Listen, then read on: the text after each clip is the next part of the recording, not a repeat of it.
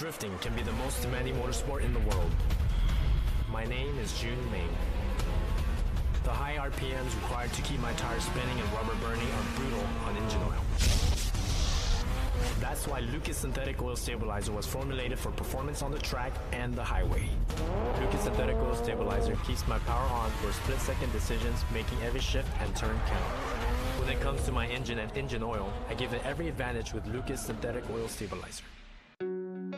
We are Funk Motorsport, your heat management specialists.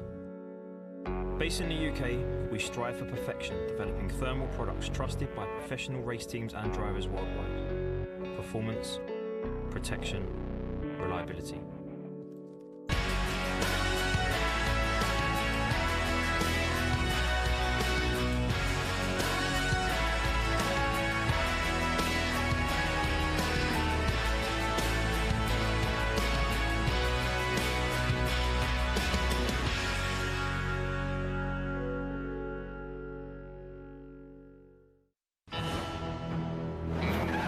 As a professional drifter, my results depend on numbers. And making all this add up is one product, Lucas Octane Booster. It delivers 3 times the boost and promotes a clean fuel burn that keeps my tires smoking through every turn, which even off the racetrack can be difficult not to do. Depend on Lucas Octane Booster.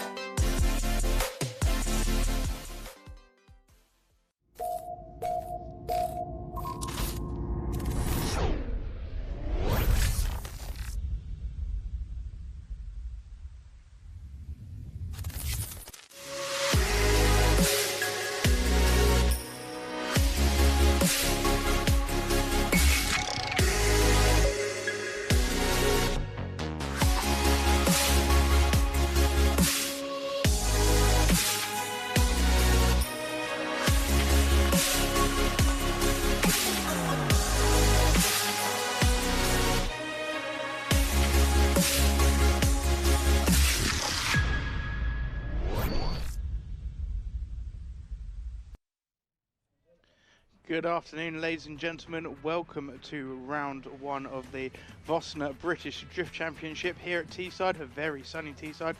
I am joined by the magnificent Ben Manuel. Yeah, thank you very much, Mike. What a fantastic afternoon we have had so far. Pro qualifying has just been amazing. The quality, the level of driving has just gone up a gear again, Mike. Yeah, it's completely insane. We had a 99-point run from Dwayne McKeever straight out of the box, round 1. 99-point run from Dwayne McKeever. I think it's one of the best qualifying runs that I've ever seen in person. Like, we were having to try and, you know, dissect it to find the errors. Yeah, very impressed. No, I couldn't find any. 25mm away from a clip point, apparently.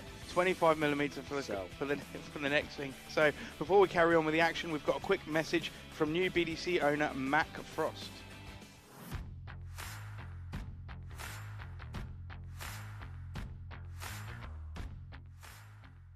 Welcome back to the British Drift Championship for 2021. This season is going to be our biggest season to date. The action is going to be unmissable. We've turned everything up to 11 from the driver grid with 100 drivers competing this weekend, including a pro grid that we haven't seen for years. I'm here with Michelle. She's our new pit reporter for this year. How are you feeling about the action? I'm so excited to be back. I haven't been around for a couple of years due to work commitment, but actually to be back here live, I'm super excited.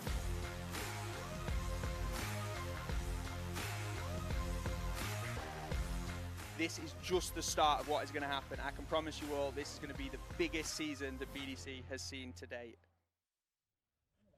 So Mac Frost are doing an absolutely fantastic job of the VDC so far, as we've seen. Yep, Mac was obviously the manager last year, stepped up into the owner's position. And yeah, what an amazing job he's doing so far. You know, he put a great show on for you guys, everybody at home, as well as the live stream fans. Definitely, and Michelle has given us some great interviews so far. I'm sure we'll hear a lot more from her later on throughout the day.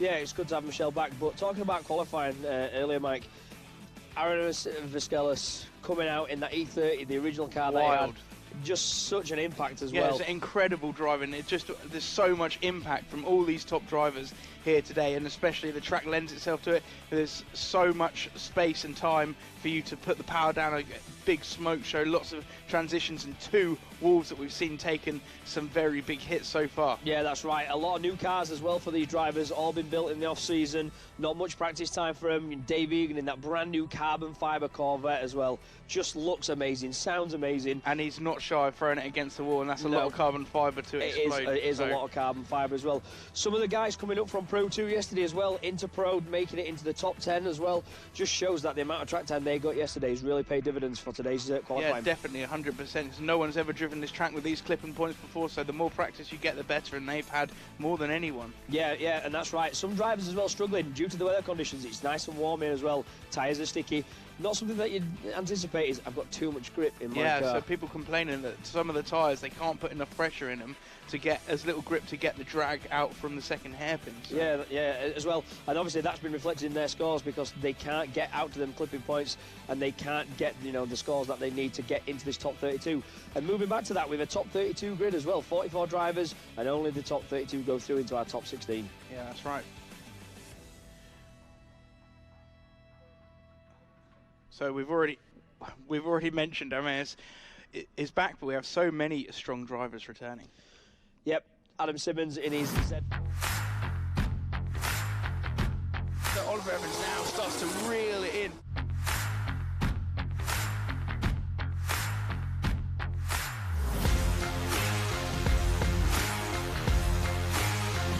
I'm gonna have to go around and let his tyres down or something, and just, yeah, he's a nightmare. He's a nightmare because you just know he's gonna be fast. There's a lot of good drivers in BDC. McKeever, he has turned that car up to 11 right now. Yeah, absolutely driving away. He's just staring down the track, covered in smoke, thinking, where the hell did the Irishman go? Well, there he is.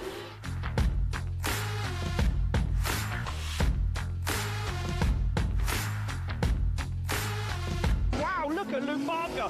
He's just been in at a bowl of awesome.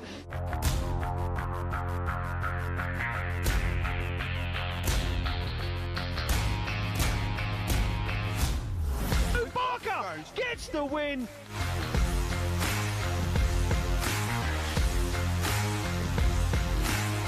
Vasquelis, ladies and gentlemen!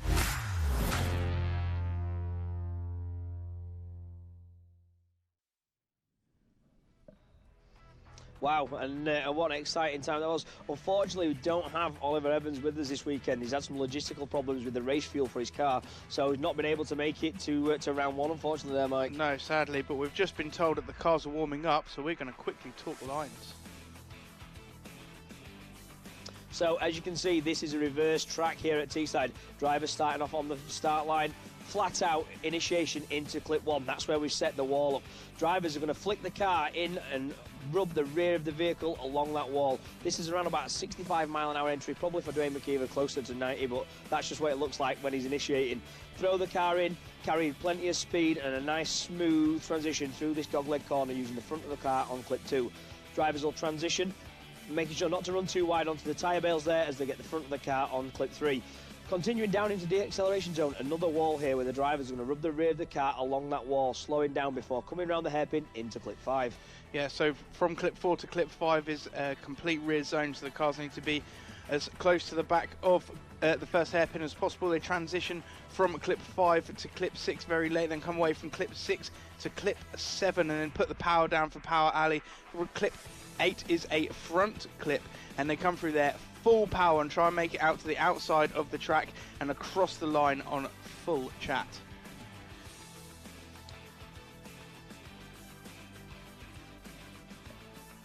And there we have it, just going into the top pro battles, as we can see there. Dwayne McKeever against Ollie Silcock. That'll be an interesting battle. Ollie struggled a little bit in qualifying, but always good to battle against. Josh King and Charlie Hume. Stefanov against Magic Blazejewski. Danny McGuire, yesterday's Pro 2 Top 3 winner, up against Ryan Caldwell. Willie Hanna, Robbie Burgoyne, Adam Simmons and Stephen McConnell. Stephen McConnell, yesterday's Pro 2 driver. David Egan up against Egdell, also qualifying in the top 4. Yeah, Richard Grindrod against James Fenn-Bacon, both very similar on the line today. Vasquelis versus Lee Barker. Lee Barker's going to have his work cut out for him, but can he make it work? Paul Cunnington against Nerijus Volivicius. Paul Cunnington, a wild driver. We didn't see it in qualifying. Can he pull it out when it comes up against Nerijus? Louis Edwards versus John Smith. Kevin Quinn, David Goldstraw, two very good-looking cars. Yeah, Dan Tyler, yesterday's top finisher in Pro 2 up against Scott Cartledge. Scott having some issues with the front of that car. Kevin Kilgarriff, Irish driver, up against Jamie Stanton in that BMW.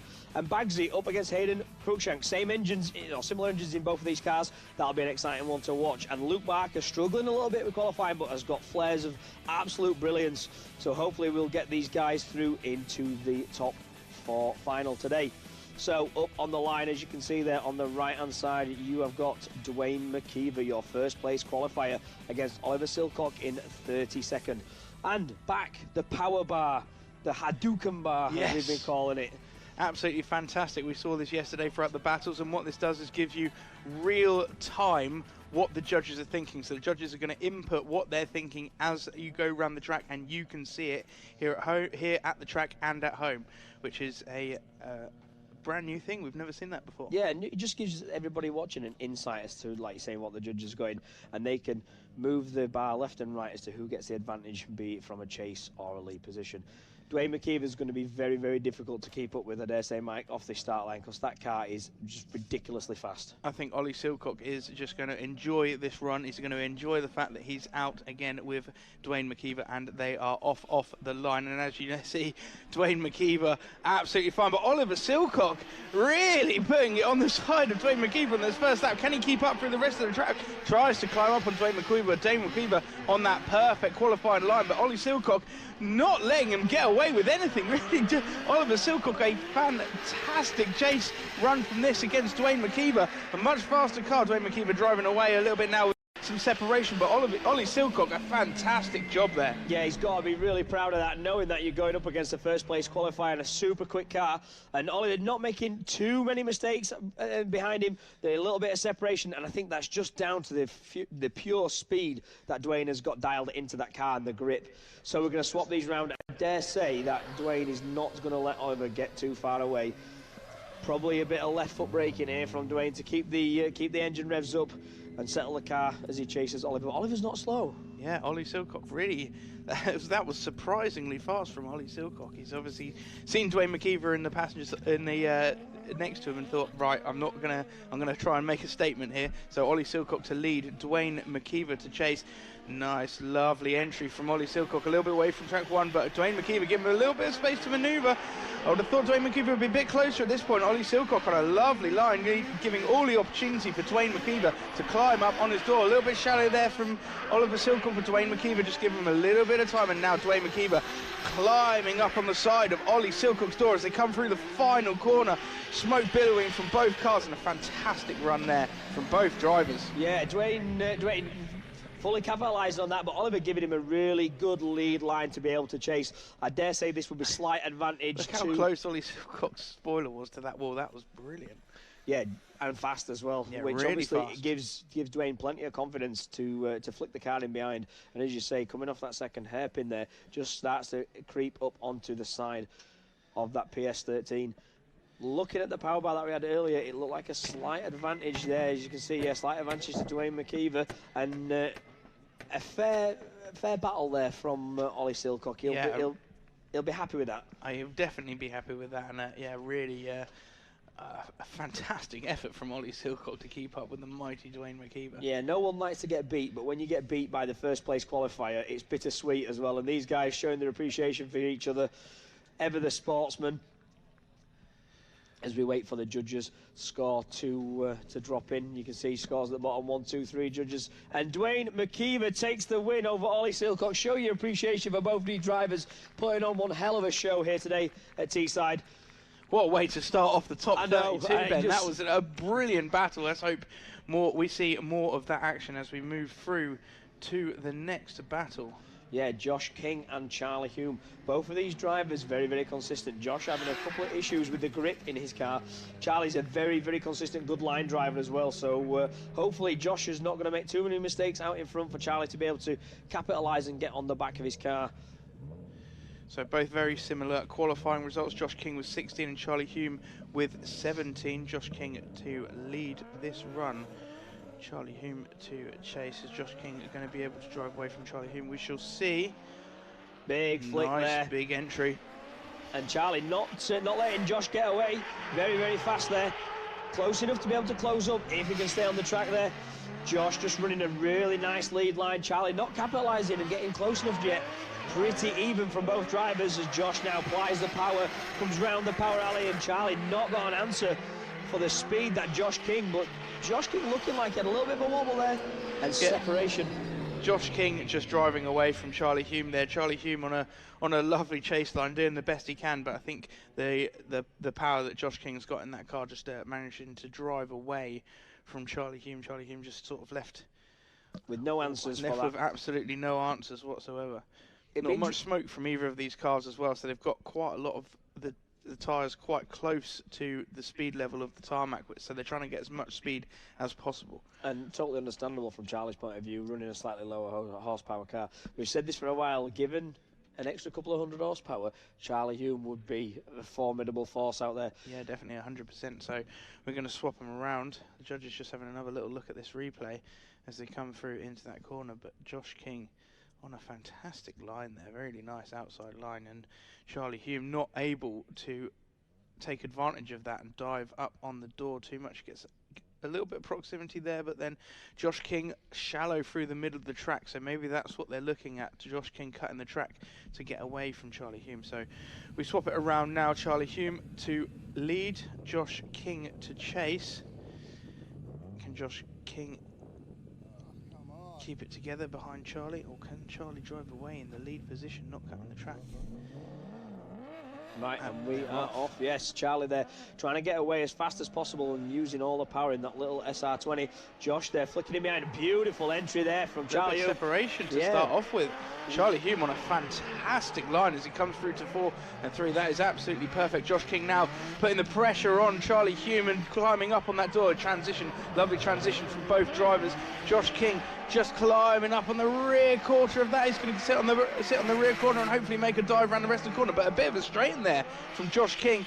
Charlie Hume on that perfect line, just losing a bumper to the end of the track. Yeah, this was a great initiation there from Charlie. Just comes on the wall and a beautiful angle. Josh leaving a little bit of room as they snap back and go down towards a clip for Charlie's trying to get away with Josh using a bit of the power of his BMW, which obviously is a little bit quicker, but didn't get as close as what you'd anticipate, or on the inside of the rear quarter, coming around the final corner. Has almost dropped a wheel there, Josh King, as he came round clip 7, just trying to hang on to the back end of Charlie Hume. So as you can see by the bar indicated, the chase driver Josh King, so scores are in. And it is confirmed Josh King goes through to the top 16.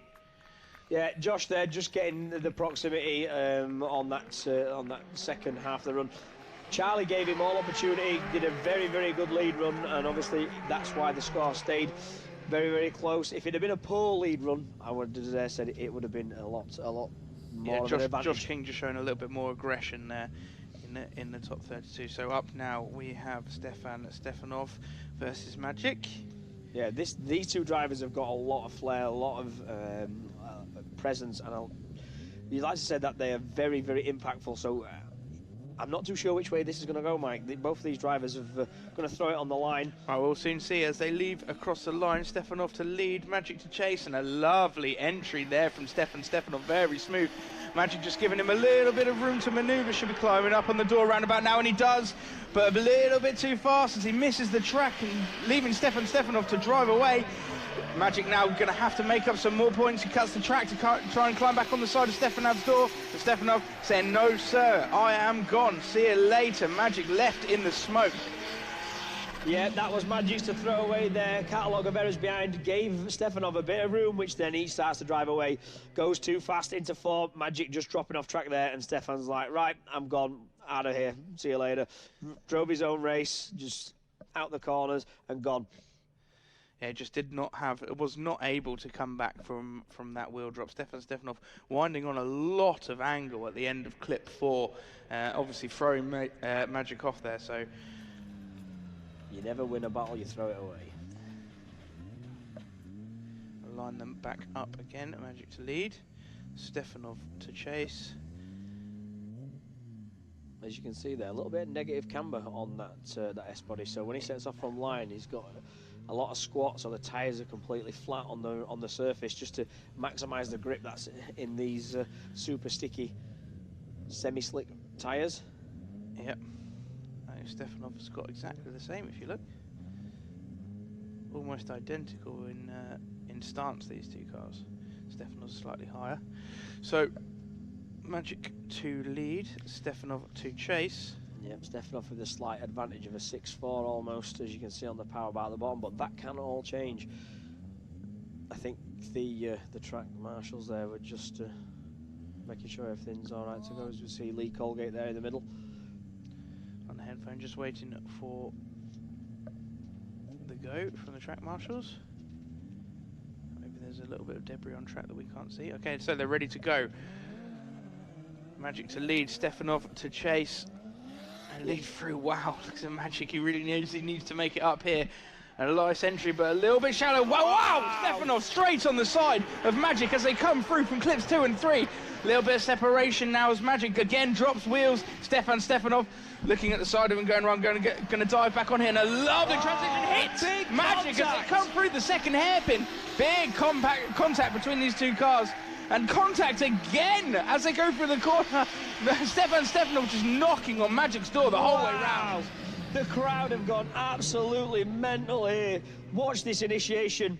Looks like Stefanov just carried a lot of weight in and boom, clipped him there. Luckily, both drivers kept the foot in, kept the angle on. And again, Magic just dropping off track. Stefanov comes up on the inside of the car, gives him a little bit of room, thinking, right, now's my opportunity. The transition back, he's going to flick it back around on the inside. Gave him another nudge coming out the second hairpin. And as they come round Power Alley, he's glued to the back of this S14. Yeah, as soon as he gets on the power around that last corner, he's just knocking the whole way round. I am here. And as you can hear, judges there, the public showing their appreciation for both the drivers. That was a very intense battle. Extremely exciting, and the judges are really well split. As you can see on the power bar, there's not much advantage either way, but we'll see as the judges finalise their decision. They're probably... You can see that power bar still moving. Yep. Are we going to see a one more time, Ben? That bar looks right in the middle. It was... One more time. Absolutely. It is a one more time. We are going again. Show your appreciation, Teesside, as we go one more time. Get both these drivers back. I reckon they're going to have to obviously change some tyres. Get ready. Yeah, definitely on a day like today, drivers are not going to risk doing another battle on one set of tyres. They're going to do a set of tyres per battle. That looks like Danny McGuire's HMS Skyline there. Just looking a little bit battered and bruised. Yep. Not an otherwise very shiny car. Much like Danny's smile. As we see him line up against Ryan Caldwell. Ryan Caldwell had some issues with his car in the burnout box, ready for his second qualifying run, so I'm not sure if Ryan Caldwell is ready on the start line. So as you can see, Danny McGuire is the only car up there. Danny McGuire turning around now, so there must be still a problem with that car. I don't know whether there is a retirement from Ryan Caldwell or a 5-minute rule. I saw it in the background, Willie Hanna just warming up the tyres on his Nissan Skyline up against Robbie Burgoyne. Yep, as you can see there, Willie Hanna and Robbie Burgoyne. So 500 horsepower versus 700 horsepower, 6-cylinder versus V8, and Triace versus Westlake. That's a lot of horsepower from that little BMW. That's a lot of horsepower from that little BMW. I didn't think it was that powerful. No, well, whether they're exaggerated figures, who knows, but it definitely does all... Are they pub figures? Pub figures. Okay, let's line up William Hanna, Robbie Burgoyne. William Hanna to lead. Robbie Burgoyne in that very powerful, apparently, BMW. Let's go off the line. William Hanna. Powering through the gears there, and a big flick entry. Beautiful. Robbie Burgoyne not able to enter at all behind Willie Hanna. I don't know what happened there, but a massive wobble. Gets it together now as they come through into clip 4. Yeah, from clip 4 as they initiate onto 5. Nice transition. Robbie there not getting up on the door yet. Willie Hanna, is he going to apply the power now as they put foot flat to floor around Power Alley? But no, Willie Hanna there starting to pull away slightly and a little bit of separation towards the finish.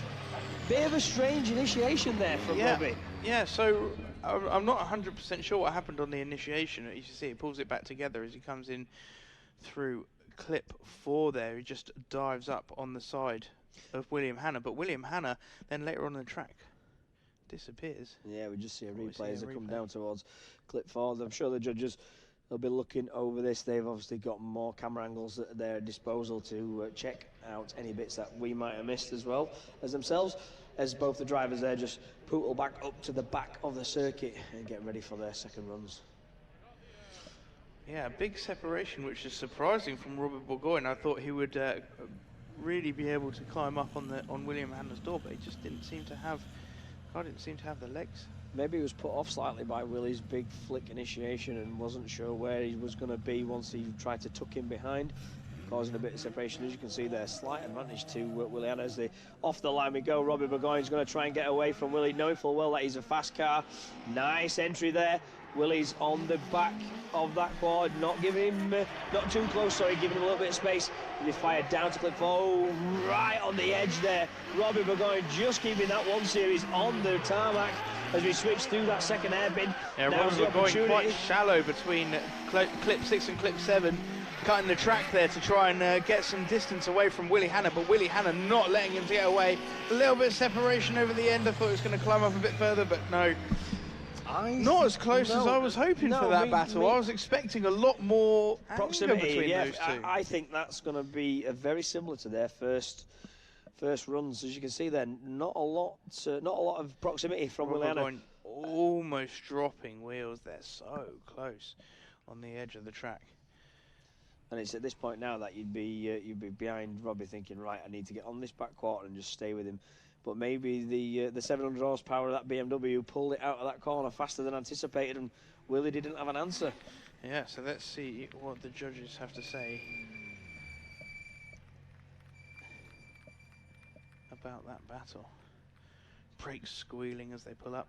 So, what about there, and it's in. Willie Hanna takes the win and goes through to the top 16. And unfortunately, that is the end of the day for Robbie Burgoyne. Yeah, I dare say it will have been down to Robbie's position on track, just pushing too far out onto clip 4, and Willie being slightly closer towards the second half of the track than what Robbie was, would have taken the advantage. That's right. Now, two fantastic looking cars. Adam Simmons in that Rimax Z4. Stephen McConnell in the PS13. Stephen was fast yesterday, so I'm not sure what Adam's got up his sleeve here. Adam's car is very fast too. I've seen him be one of the fastest drivers around Teesside, and he's had a lot of practice here as well. So let's see how we get on. As they leave the line, Adam Simmons firing towards the first corner. A lovely, massive flick, but a good entry as well from Stephen McConnell, anticipating Adam Simmons' moves perfectly. Adam Simmons now creating a bit of distance between the two, but Stephen McConnell closing that gap as they come through the first hairpin. Lovely transition from both drivers. Stephen McConnell now going to look to climb up on the side of Adam Simmons' door. Adam Simmons, though, seems to be pulling away round the big corner, definitely putting the power down, and he's saying, I know Stephen McConnell was quick, but I am quicker. Yep. Adam Simmons having a very, very good lead line, nice initiation, gave all opportunity to Stephen there.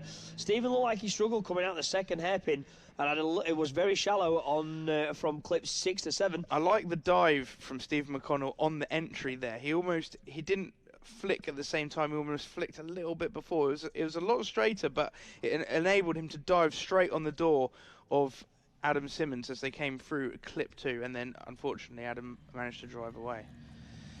So let's flip them around. Stephen McConnell to lead, Adam Simmons to chase. Can Stephen McConnell find some more pace out of that car? Because I dare say Simo is going to stick it on the side of his door. Yep, he's going to flick in behind Stephen. I hope that he can so we've actually got a bit of an advantage to Stephen McConnell at the minute rather than Adam Simmons. So judges obviously seeing it in a different perspective to us. Adam Simmons not really making an entry at all. Stephen McConnell has disappeared, and Adam Simmons is nowhere to be seen. Did he enter at all? The camera panned out. I think that Adam Simmons either missed shift or missed the gear coming off the start line, and had to get his power back in, making up for it now. But is it enough? Can Adam Simmons get right on that door? And he is. He's there pushing Stephen McConnell over the line. Yeah, so Adam Simmons finally finding some pace in the later half of that run, but I'm not 100% sure what happened on the start. It just seemed to not initiate at all. It looked like he'd set off, missed a gear, and then had to kind of get back into the flow again. Yeah. That's why as he initiated behind, there was separation coming up towards clip 4, but they're making as much advantage as he can to get as close as possible coming round South Bank. Difficult one to call this, Mike. We'll have to see what the judges think of this. Maybe they've got a clear-cut winner. Maybe they were going to be looking at a review. We're not sure. I'm thinking Stephen McConnell may have pipped that one. Wow. Look at the flames come out the front of Adam Simmons' car. Adam Simmons there just getting the flames on the overrun there out of that LS V8 engine. Anybody want a burger? That sounds cool as well, that angry V8 engine in that Z4. Do we have a decision from the judges? We have no power bar up at the minute, which means that they are conferring behind the scenes, and they want to see another replay of the entry. As I know, that's the first entry. The first entry, yeah. Judges just wanting to replay this slightly. Adams very fast through that first hairpin, and just seeing, is there a bit of an error here from Stephen McConnell? If you watch, he comes on the inside of the track, and he's right up on the curb there slightly, trying to get close to Adam and sacrificing position as Adam powers away around the south bank there. And Adam's so fast around that bank, isn't he? As soon as he gets a grip in the car. So Adam Simmons, well, he just pan out there. It looks like he's straight and then initiates and then gets back on the power again, coming down into the infield. And here he's trying to make up as much position as possible. But does he sacrifice the same amount of track? It looks like he does, but it's here where Adam Simmons gets all the proximity and glued to the side of that PS13 as well, well within the 3 metre zone, and a very, very strong finish as he comes over the line. So errors from both drivers, but a strong finish from Adam Simmons. Not sure if it'll be enough to take the win. So and the winner, McConnell, unanimous. Yeah, I think that was down to Adam Simmons not initiating in the chase position and therefore driving more around the first corner, which obviously gave him a chance to catch up on the infield. Yeah, that's very uncharacteristic of Adam Simmons, so a shame to see that, but well done. Steve McConnell goes through to the top 16. Adam Simmons unfortunately retiring from position. So Ryan Caldwell is not here, so Danny McGuire is now going to do his bye run. What's a bye run, Mike? So if the other driver does not make it to the line, the other driver who has made it to the line still has to do a run around the track to prove that they also can make it round the track. Yep. So it doesn't get called one way or another, so it's a definitive, clear answer. So he doesn't actually really have to hit any of the clipping points. This is just purely a demonstration for you watching. Not the best demonstration I've ever seen either, if I'm honest with you. Danny's just thinking, I just need to get round this corner, no pressure, don't want to be too flamboyant and spin or damage the car or hit anything, so. Nice and safe. Right, this is a battle that I cannot wait to see. We have got David Egan in that absolutely immaculate Corvette. Ah, well, at the minute we are doing the one more time. Ah, okay, so yes, we've got the one more time from Magic. Just warming his tyres up there in the box, and Stefanov. This battle earlier was the best one we've seen all weekend. So close, both drivers bumping against the doors, letting each other know that they are there and they want this win. Yep, so the crowd are going to be very warmed up for this. And let's have a look and see if we can get similar action this time. Stefanov to lead a Magic. Blazejewski to follow Magic. Nice, smooth entry, allowing to Magic to climb up on the door. Does Magic take advantage of it? Doesn't yet, but will he climb up now, nearly dropping wheels from Magic? Doesn't really seem to have an answer. Stefanov now just driving away from Magic. Magic doesn't really seem to have taken advantage of climb up on the door. And Stefanov has absolutely disappeared, but shuts the car down and leaves the track. Wow, what's gone on there? Wow, that was in the bag. It looked like he just let off the power. Hey, look at the wheel at that angle. Is that something snapped? Well, it looked like he holds his hands up in the air as in I don't know what's happened. Unless he's come off the power or the throttle shut down whilst he was on angle and the car's just gripped up, and it didn't look like that. It looked like he shut down earlier on and had no control in the car. Either way, so maybe he snapped the steering. Well, the steering wheel, the wheels do move. Well, he's in the kit later, and it's terrible. It gets everywhere. Yeah, that's going to be an absolute pain. So we'll just have a replay here, but a very nice initiation from Stefanov. Looked like he was going to pull away, and it was in the bag. Beautiful down towards turn 4 there. Sorry, clip 4. Yeah, as Magic nearly fell off the track, and this is where the separation starts. Stefanov just starts to wind the power on, comes on to South Bank. Yeah, Stefanov straightening up here, trying to get a line, lighting the tyres up, but going nowhere. Stefanov is already halfway around the track, but then shuts it down. See, look, he's shut down there. And then that was a very strange. That was an odd thing to happen. Yes.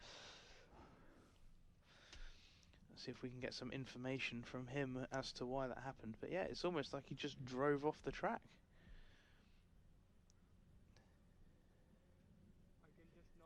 Not sure. Maybe it was a power steering issue. Who knows? But we'll get that. Get that recovered from track now. He was doing so well as well. Heartbreaking. Just having a look at the inside. Is there trying to find something to connect it onto? Oh, that'll do. Just yeah, we'll just pull on this. Stick it on the headlight. That'd be fine. Just yeah. Just get it off the track.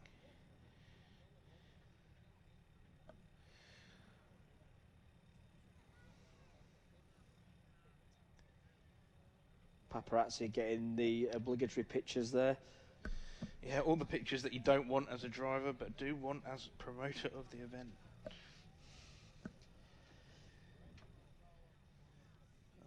they're going for a different headlight now. Just shortening the strop by the looks of things.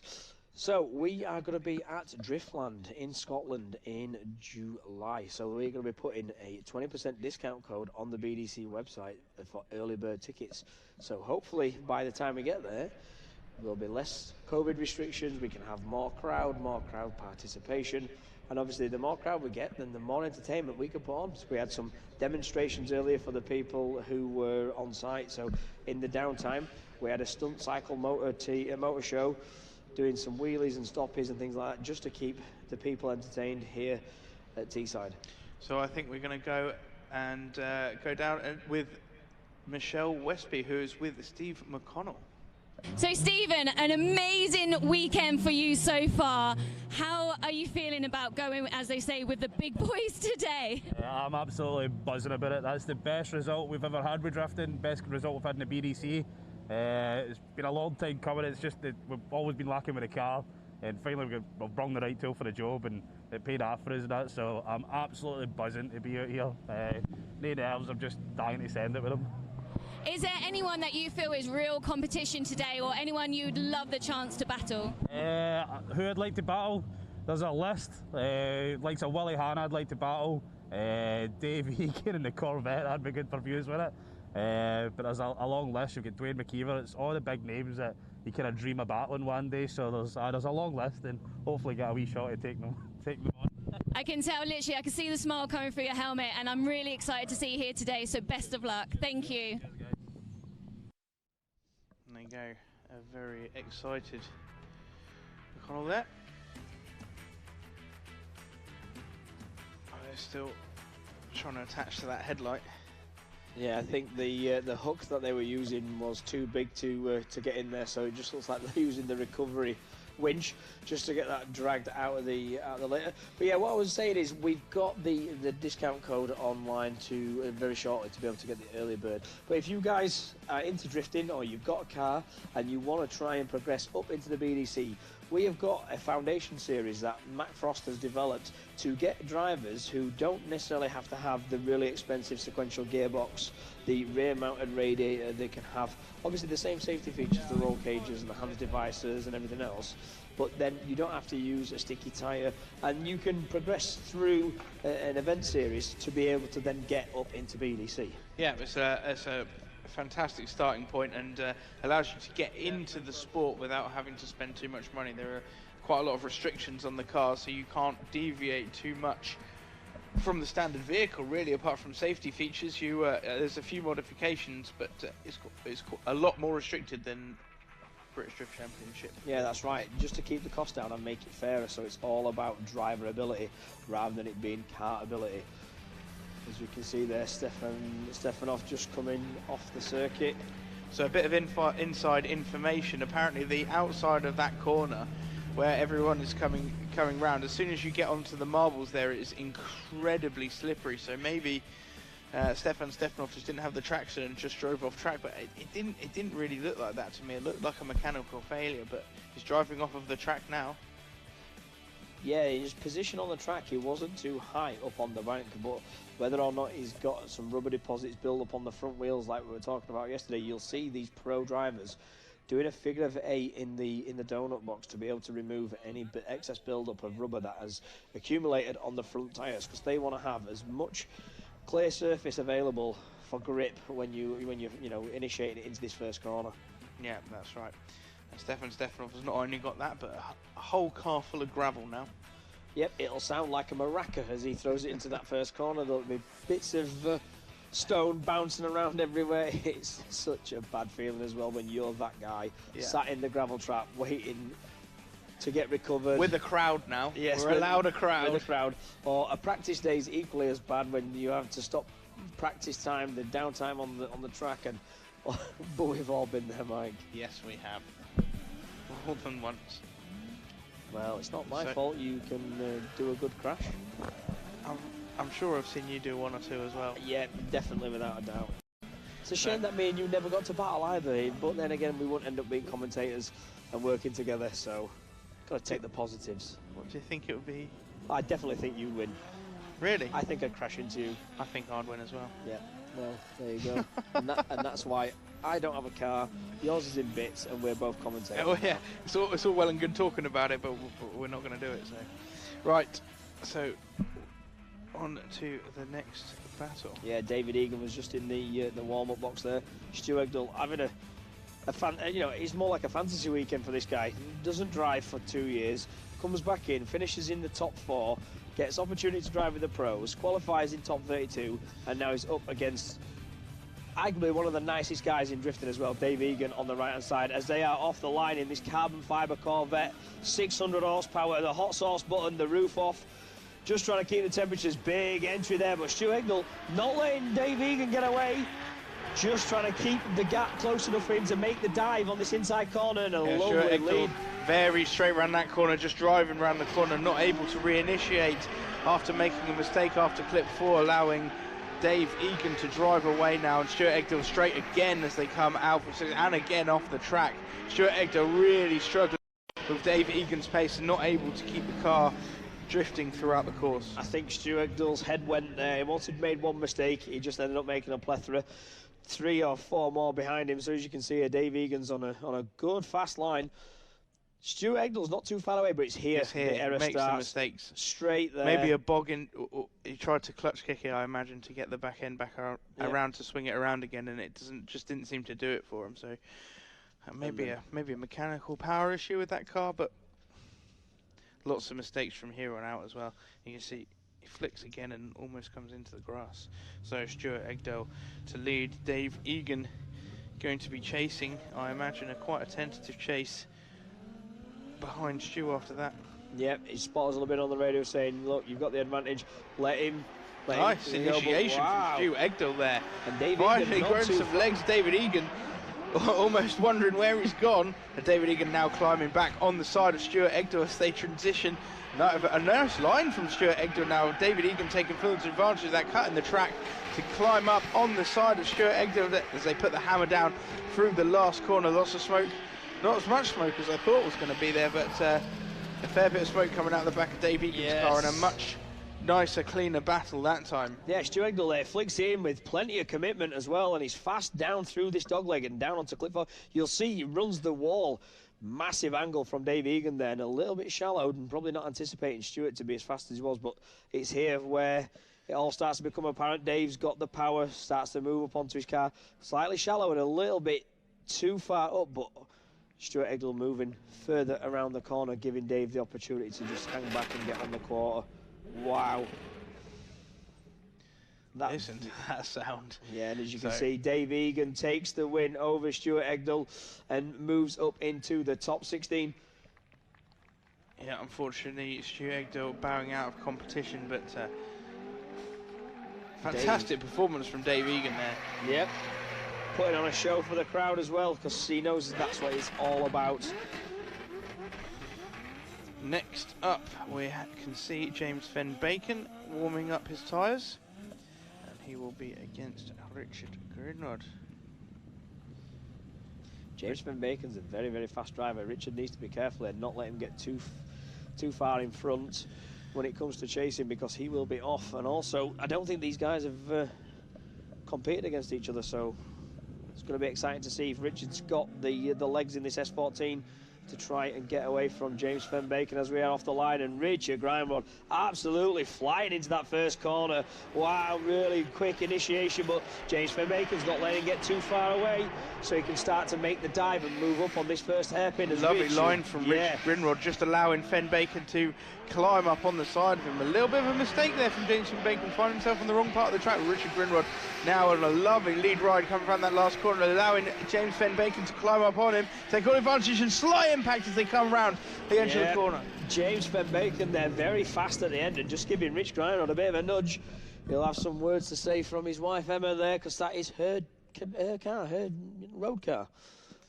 Yeah, and that really nice line from Richard Grindrod as he comes round through here just gives all the opportunity for James to climb up on the side of his car. It's just a little off clip 4, a little tiny little wheel drop from James, but yeah, fantastic line from Grindrod. We'll swap it around.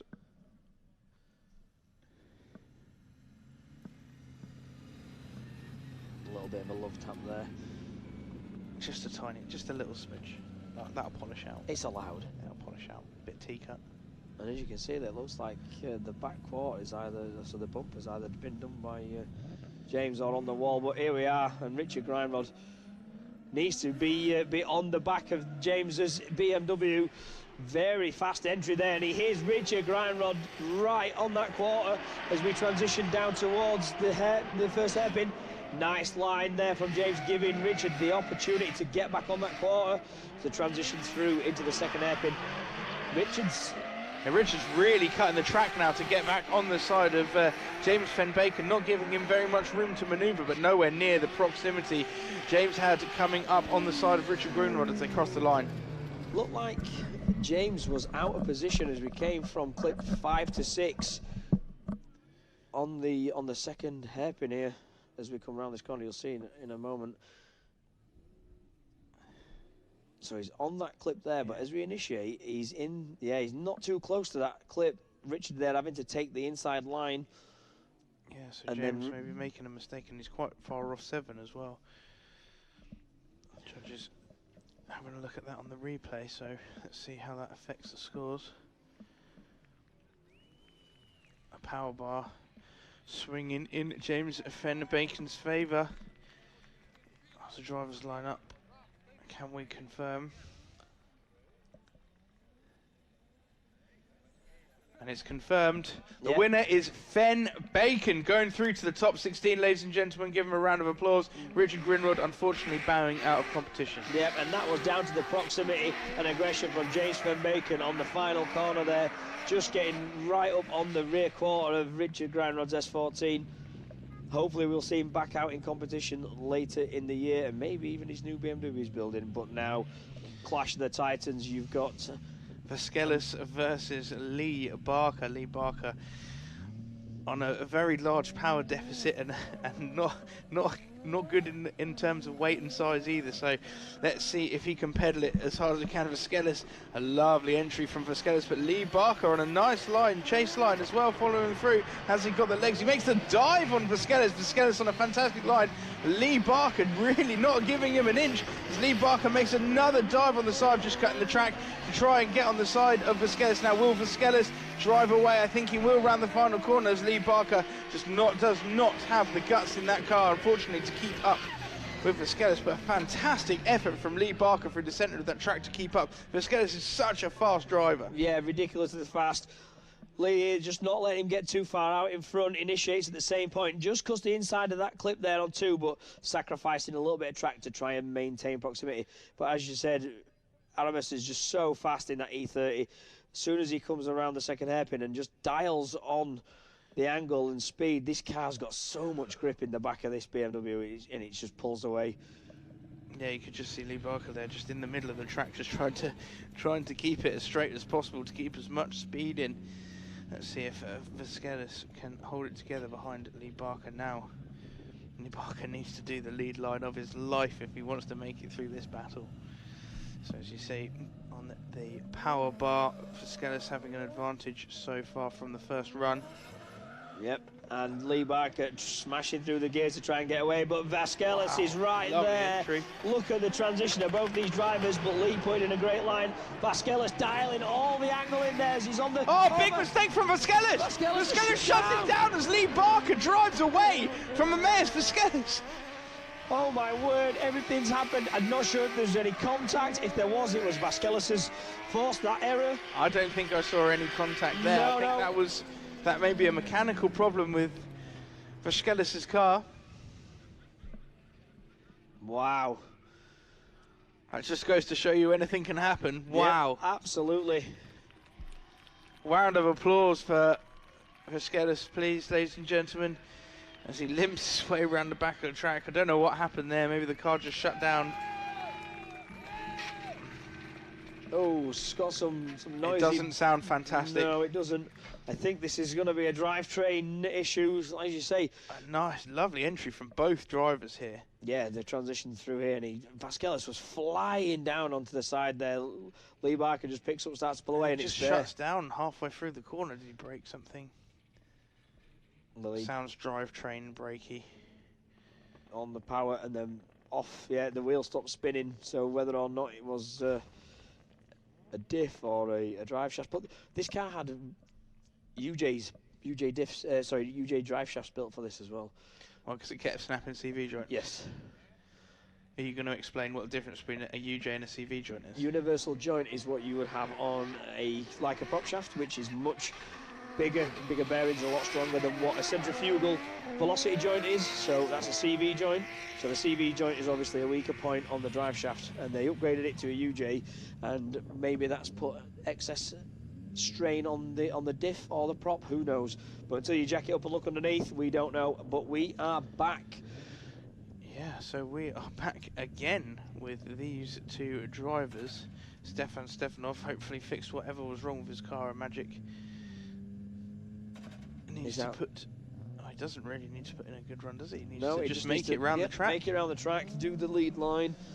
Obviously going into this with a 10-0 advantage due to Stefanov dropping off the track into the kit litter. Wow, committed entry there, knowing that you need to put a safe run in. Yeah, wow, look at that transition through clips 1 and 2. That's the closest transition we've seen so far.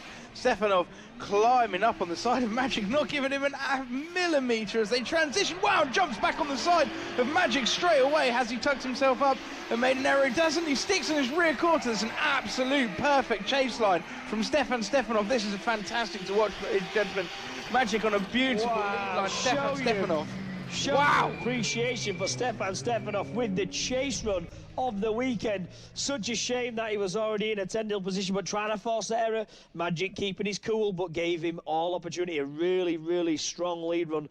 And look at that, just clipping the bumper. And then from here on, just mirrors him perfectly all the way around. And that is what drifting is all about. Unbelievable stuff. And we're still in the top 32, and we're seeing battles like that.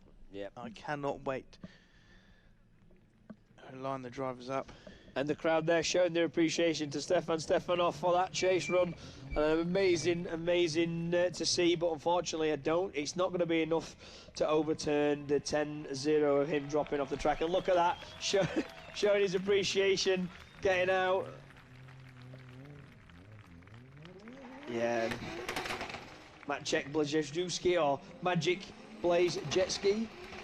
Blazing jet ski goes through to the top 16. Unfortunately, Stefanov with a mechanical problem earlier on, bowing out of competition. So the next pair of drivers we have got lined up is gonna be Paul Cunnington up against Nerijus. So is Paul Cunnington going to show us what he is used to being like, a wild driver, very similar to Nerijus in style? This is going to be... Is he going to do what he did in qualifying and play it safe? I don't think Paul knows how to play it safe when it comes to battles. I think he's just going to get carried away, flick it in as fast as possible to try and get away. And here is a massive flick from Paul Cunnington as Nerijus, a little bit of separation there on the start, but a good entry from both. A bit of a handbrake drag from Nerijus there. Paul Cunnington on a lovely line. But Nerijus trying to tuck up in there, a little bit of a late transition. He's going to have to try really hard to jump back on the door of Paul Cunnington. Paul Cunnington, is he going to drive away around the bank, or is Nerijus going to have the legs to stick on the side? He sticks on the side of the rear quarter of Paul Cunnington. Wow, what fantastic. That was a very, very good lead line there by Paul Cunnington. But some errors from Nerijus there behind, and a little bit of a straighten from clips 2 to 3. You see, watch it here, quite straight, then initiates again. Comes through into the first hairpin, but we expect Paul to pull away. But as we transition here, a very, very late manoeuvre there from Nerijus. As you'll see in a second, look, he's already made the transition and then straightens up again and reinitiates to try and get around this hairpin and back up onto the south bank. So let's swap them around and let's see how they do flipped around. I prefer the colour scheme on Paul Cunnington's car this year.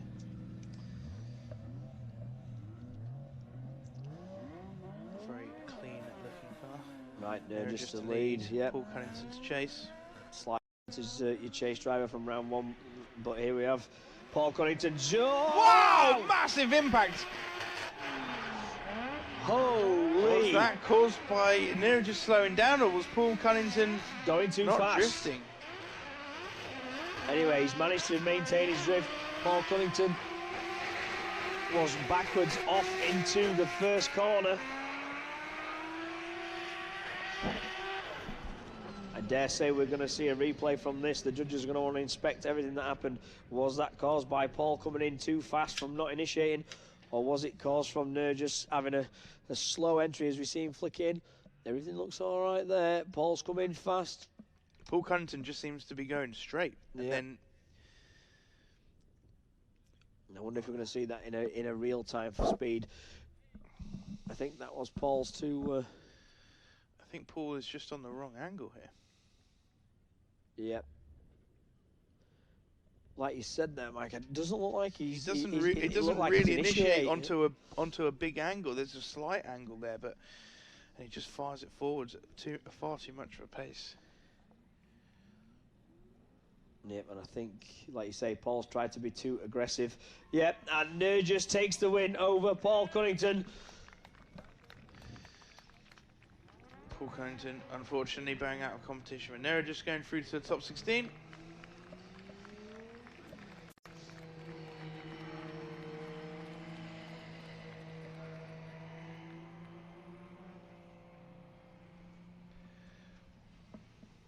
As we see the camera pan out there, we have got, well, that doesn't look like who we're supposed to have. Doesn't look like Louis Edwards and John Smith. That's Kevin Quinn's car. Unless these guys are already gridded up in the box and Kevin Quinn's just waiting to warm his tyres in the donut area. I'm sure we'll see in a moment once the cameraman changes position. I think we should have Louis Edwards.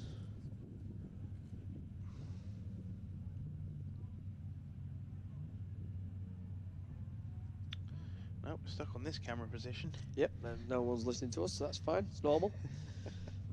We're used to it by now. Ever the professionals. We've got another part of the track.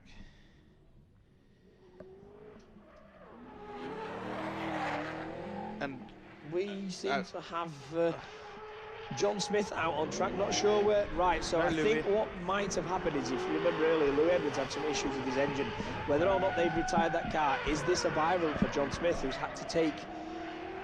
Right, so yes, we can confirm this is a buy run from John Smith. Louis Edwards has had to retire from the competition due to some engine issues with his BMW. So that's why they weren't on the grid, gridded up. So next we have. Next up we do have the mighty Kevin Quinn M Sport. And versus David Goldstraw. Both of these cars look absolutely fantastic. Kevin Quinn's car is immaculate though. Joe Doyle has put so much effort into that car and it is beautiful. And David Goldstraw's car is not a bad looking car. No, it is exactly like you're saying for an IS. And look at that, that is very clean. Very similar colours, just in slightly different patterns.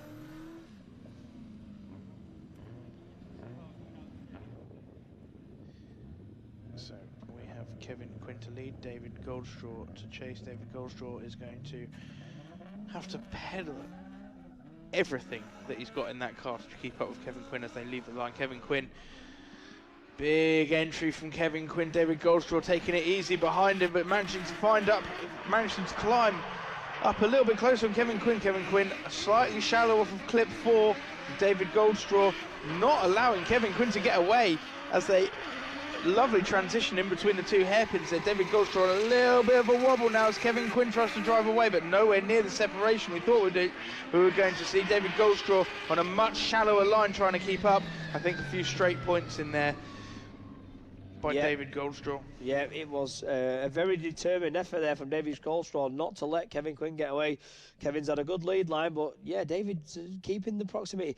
Not as close as you'd want to take a big advantage, but I think it's very, very close. Maybe a 5.5 to 4.5, 5.5 from looking at the power bar there. And beautiful image as he comes through that tyre smoke around this second hairpin, and Kevin yeah, he really manages to hang on to him through the hairpin. I think Kevin Quinn cutting the corner there a little bit, and David Goldstraw just even closer to the apex manages to keep the momentum in the car. So slight advantage to Kevin Quinn, who was in the lead position from that run.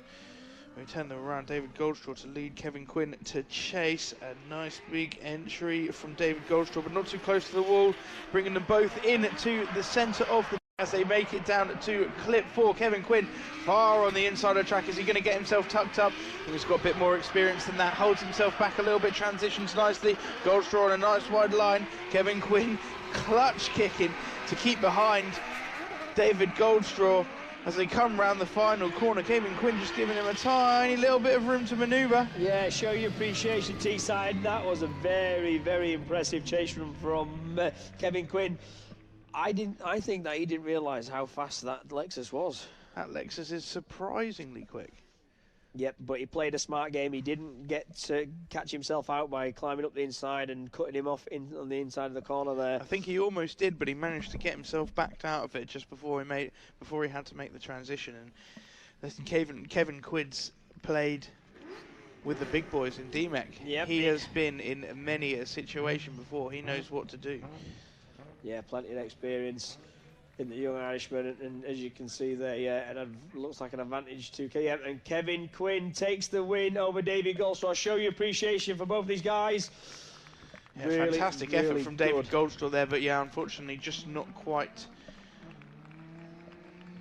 got the legs on that car.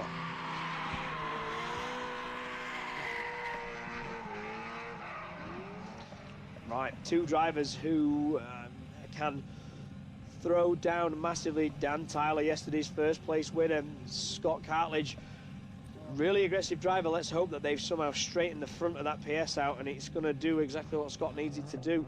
As we see him off the line, Dan Tyler qualifying highest, takes the lead line. Scott Cartledge having not so much of a great weekend, but here we go. Flicks it in. Scott Cartledge with a big weight transfer. Dan Tyler pulling away there. Scott's got no answer for this as they fire down. Oh, he's gone in very quick, just dialing a lot of angle on trying to make that dive. Dan Tyler there just going to run the qualifying line, stay on the outside of the track. And Scott's trying to make the deficit here, cutting the track to try and get back up on the inside, but is it enough? Yeah, lots of really scrappy driving there from Scott Cartledge, desperately trying to keep up with Dan Tyler. Yeah. Dan Tyler miles away on that initiation. Scott Cartledge way in the distance. Really, it must be panicking here, thinking I've really got to make up some space. So it makes a huge dive on the inside of the track. Nearly falls off the nearly falls off the edge of the track. Finds himself in the wrong place again. Stamps on the throttle. Dan Tyler on a fantastic lead line. Scott Cartledge not really any way of keeping up. So we flip them around. Scott Cartledge to lead, Dan Tyler to chase. Can Scott Cartledge do a clean lead line for Dan Tyler? Yeah, he's been struggling, so whether or not it's a good enough opportunity for Dan here, but Dan not lovely entry from Scott Cartledge. Yep. Dan's right there on the back of that PS. Big angle from Scott right out to the edge of the circuit. Close. Stamping on that throttle, just saving it there. But Dan Tyler's got all the proximity now as he starts to reel him in. Gets up towards, but Scott Cartledge there just pulling a bit of separation. Dan Tyler on a slightly weaker line just to be able to try and catch up, but a much better chase run there from Dan Tyler than what Scott Cartledge was. Yeah, Scott Cartledge, that was a good lead line from Scott Cartledge, much better than we've seen.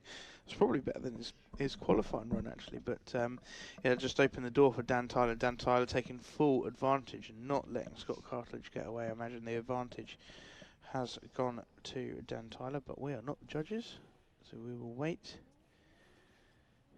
That is a very, very clean S14 of Dan Tyler's. It is. And it's got a lovely pair of headlights on it. I think they're the sticker variety.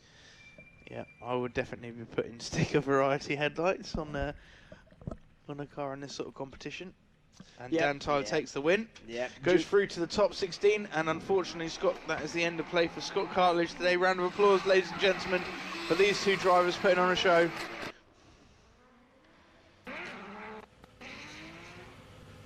As we come back David Stanton, Jamie Stanton even, versus Kevin in the diesel E46 BMW. I can't believe how well this diesel car does.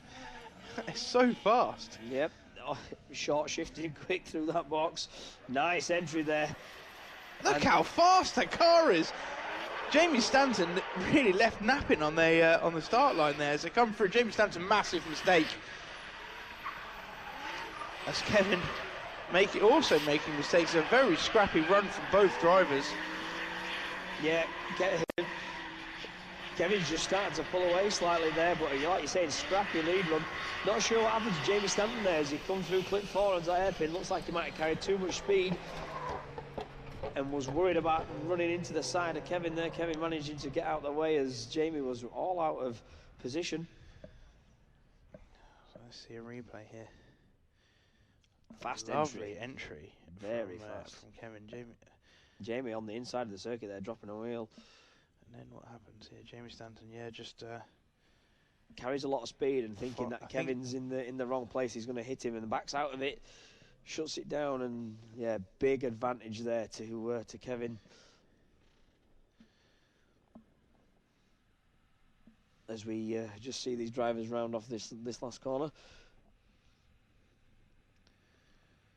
Yeah, Jamie Stanton really making a huge mistake there coming in from clip 4. Just I think he got a bit startled by the speed of that BMW and then tried to make it up with that track, and it didn't pay off for him, unfortunately. So it's Jamie Stanton to lead Kevin Kilgarriff to chase. It's quite battered the back end of that car, isn't it? It is indeed. As you can see, he's off the line, so it's all to throw away here for Kevin if he's not careful, as we see them both fly down onto clip 1. Nice fast initiation. Wow. Big angle there from Jamie Stanton. Hopefully he's not going to... big error from Kevin in the same place Jamie did on his first run. Will that have pulled it back? It looks like it on the powerboard. Jamie doing a very good job out in the lead position, but again, a massive error from the now chase Kevin run. not really able to pick up the pace on the second half of the track. I think coming out of the corner, he seems to have a little bit of a problem every time coming out from clip 7. Just keeping it on the power there. Maybe that's something to do with the characteristics of the car. But look at his entry from Jamie Stanton. Absolutely fantastic. Winds on loads of angle and holds it together through clip 2. Come through the second half of the track here. Yeah, both drivers having a big error and a big moment down towards clip 4, and then again, as you see, Kevin comes down round onto South Bank and then drops 2 wheels off right towards the end of the finish line, as though he's in the complete wrong position. As we switch to our judges, see if they've got a decision. I think you know. So the power bar swing towards Kevin's advantage. Just have to wait for the judges to give us their final decision. And under review. So there seems something that they want to investigate. They'll be getting the camera images and the replays of all the different angles that are available, just to make sure that they've not missed anything. So as you can see, big angle there from Jamie. Kevin's nowhere, not too close as we come down here, but Kevin's off power straight. I think he might be looking for a bit of an opposite position. Maybe it's just because of the straighten and the camera angle that they've got, but yeah, big error there from Kevin. It didn't look like it was forced by Jamie, because Jamie's all out on his own at the front. He was far too far behind for it. But then you'll see here as well.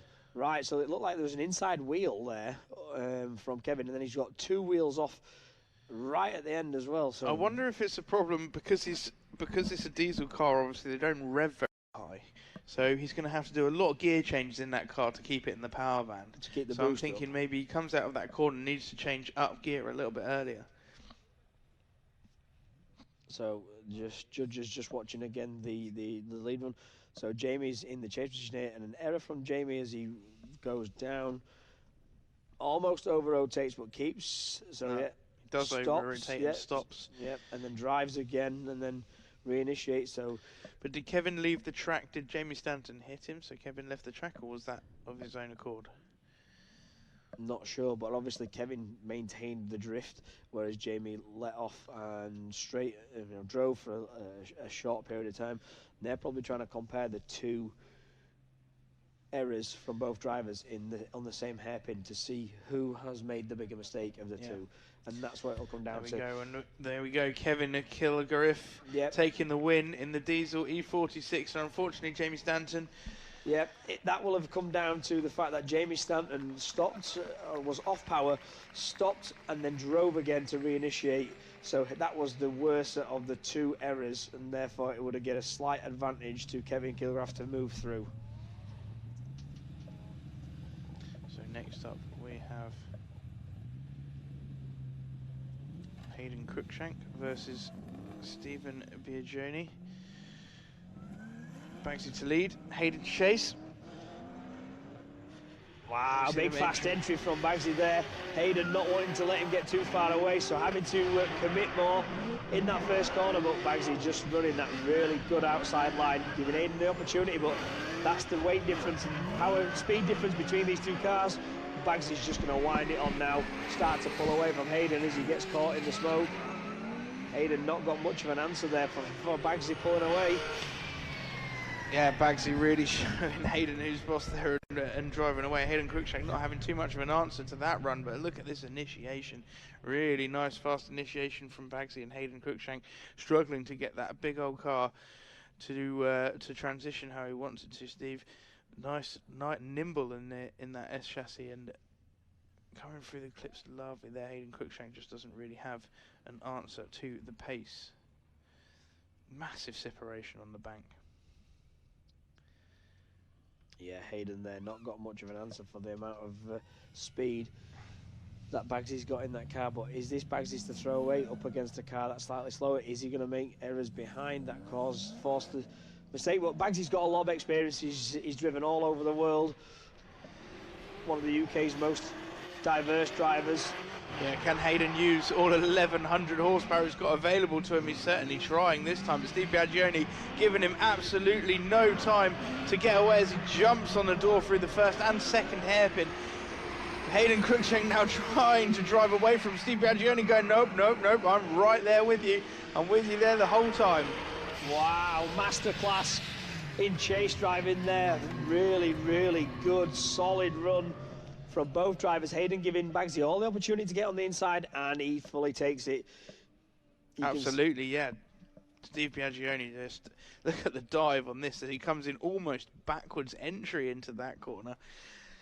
Hayden Crookshank on a nice wide line, just allowing Steve Biagioni to get in there to take advantage of that open door, and he definitely does. There's nothing you can do as a lead driver when that happens. You've just got to accept the fact that you've got to give as good a lead drive as possible, and the guy behind is his to throw away, and not on this occasion. Bagsy absolutely climbing all over the back of that. Yeah, so here we go. We have a winner. Steve Biagioni goes into the top 16, and Hayden Crookshank, unfortunately, end of the day for him.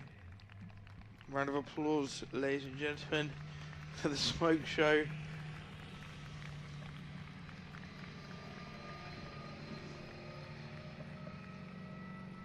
Very well turned out car there from Steve Biagioni, as we have up on the line Ross Barr versus Luke Barker. Now Luke Barker, not his form, is it? Not on form today, unfortunately, and Ross Barr also having a few problems in qualifying. 22nd. Luke Barker qualifying 11th place, just pulling out of the bag on his second qualifying run. Ross Barr having a few issues there as well. So let's see what goes on. Yeah, this is definitely not been Luke's weekend. Hopefully he can show his skill in the battles as he starts to pull away from Ross Barr, but Ross not letting him get too far out in front, just starting to dial the angle on now as Luke starts to apply the speed, gets on the throttle. Wow! Oh, massive collision. Ross Barr hits clip 5 as they come around the track, finds himself all askew, and gives the opportunity for Luke Barker to drive away from Ross Barr. Big impact there on the side of his car. Cone everywhere. Yeah, pushed wide out from 4 to 5 and just obliterated that Slide Motorsport clipping zone. So it's lovely entry from Luke Barker. Yeah, one of the best we've seen from him this weekend. Yeah, really good. And Ross Barr just struggling to find the pace through clips 2 and 3. Tries to make the dive coming through clip 4, but I think just cutting the track early puts him in the wrong position, so he hits the clipping point. I think that looked more dramatic than it actually was, to be honest. And then Ross Barr then making another transition on the wrong side of the track. Yep, forces him onto the inside line as he comes through the second hairpin out towards clip 7 and 8. And Barker then starting to pull away as he carries more speed, leaving that first corner. So slight advantage Luke Barker due to the scrappy chase run from Ross Barr. As we switch it around and Ross Barr is first out through the chicane, powering through the gears. Can Luke Barker stick it on this door? Weak initiation there from Ross Barr. Right, completely the wrong line from Ross Barr, but a big straighten from Luke Barker behind Ross Barr. That was massive error. Yeah. Both drivers having a very weak initiation. Whether that was the cause of it, the judges might want to see. Oh! Whoa, an impact there from Luke Barker on the back of Ross Barr's car.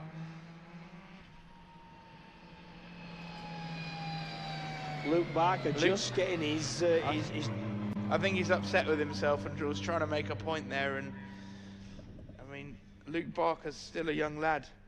He's fiery at times as well behind the steering wheel. So do you think the red mist might have descended the red mist slightly? might have descended there and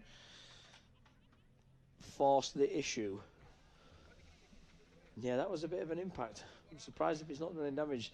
As you can let's see this. So Luke Barker just puts the front brakes on well, but Ross Barr in completely the wrong part of the track as well. So maybe Luke Barker wasn't expecting to make the corner. Ross Barr was completely off of line. Yeah, but it was already drifting down towards clip 4, and there was plenty of separation between both drivers.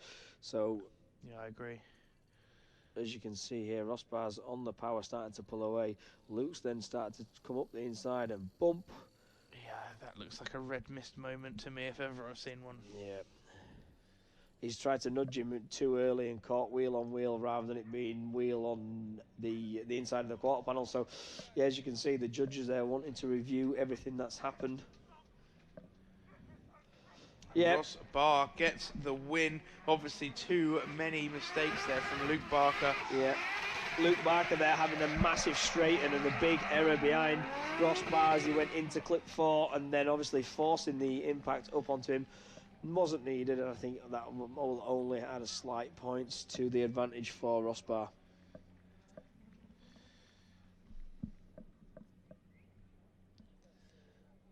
So the next pair of drivers we are gonna... Okay, so let's have a little word from our sponsors. Right, so we're just going to nip across to some ads, and then Michelle will be down on the track to speak with our drivers.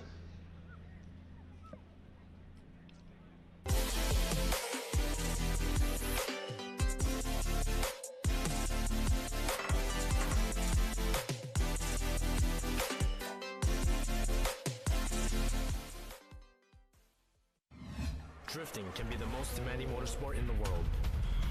My name is June Main. The high RPMs required to keep my tires spinning and rubber burning are brutal on engine oil. That's why Lucas Synthetic Oil Stabilizer was formulated for performance on the track and the highway. Lucas Synthetic Oil Stabilizer keeps my power on for split-second decisions, making every shift and turn count. When it comes to my engine and engine oil, I give it every advantage with Lucas Synthetic Oil Stabilizer. We are Funk Motorsport, your heat management specialists. Based in the UK, we strive for perfection, developing thermal products trusted by professional race teams and drivers worldwide. Performance, protection, reliability.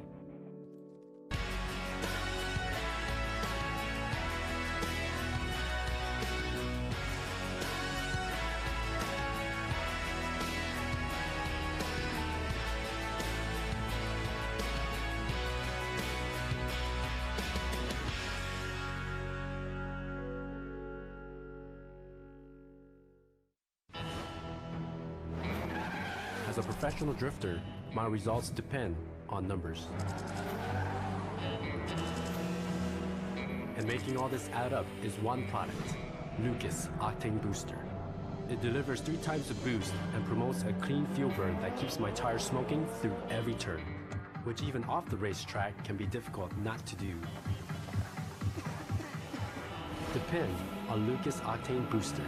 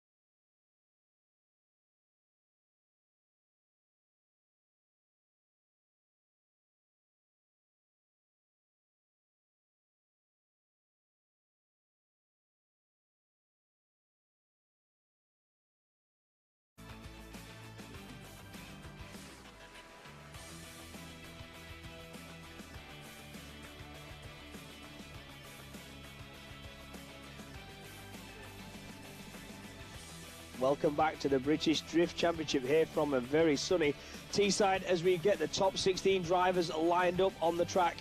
We are going to go down to our roving reporter, Michelle Westerby, and Matt House as we have a quick chat with the drivers. This is amazing to see. Obviously, a lovely sunny day as well. And to have a crowd, that makes all the difference, right, Dwayne? Yeah, definitely. It feels good here to have the crowd back again. COVID and all starting to lift, but yeah, really good to have the crowd back and bring the atmosphere back to events. And you're obviously here or back to defend your title.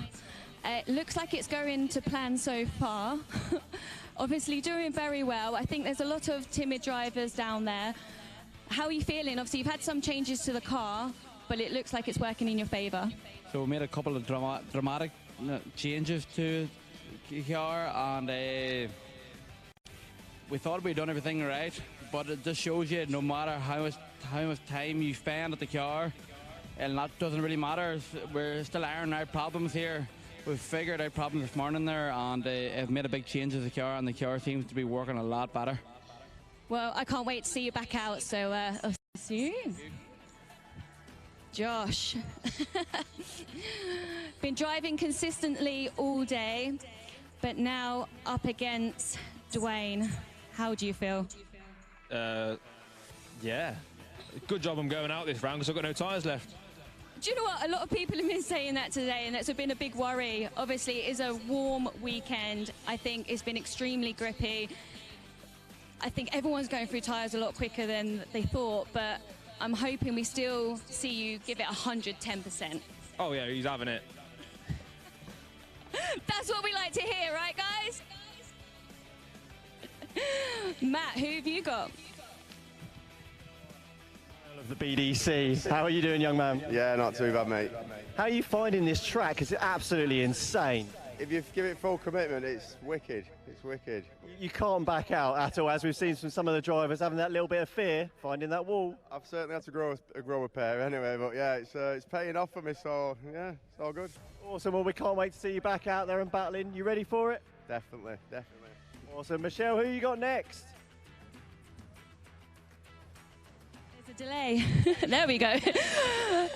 William, so I've known you for a few years now. I even had the pleasure of battering you.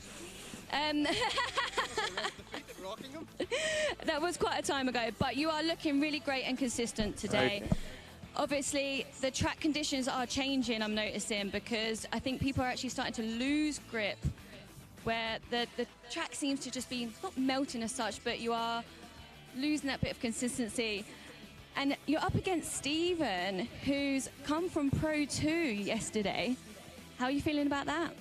Well, we've been battling Scottish boys since all the events. It's always the Scottish boys versus the Scottish boys. I don't know if you just try and whittle us out to give Dwayne a chance at the end, you know, to reduce our numbers.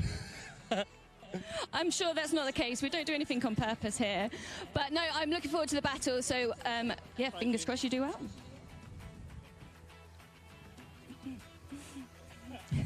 Stephen, I know you're going to be very happy, but also surprised that you've made it this far today.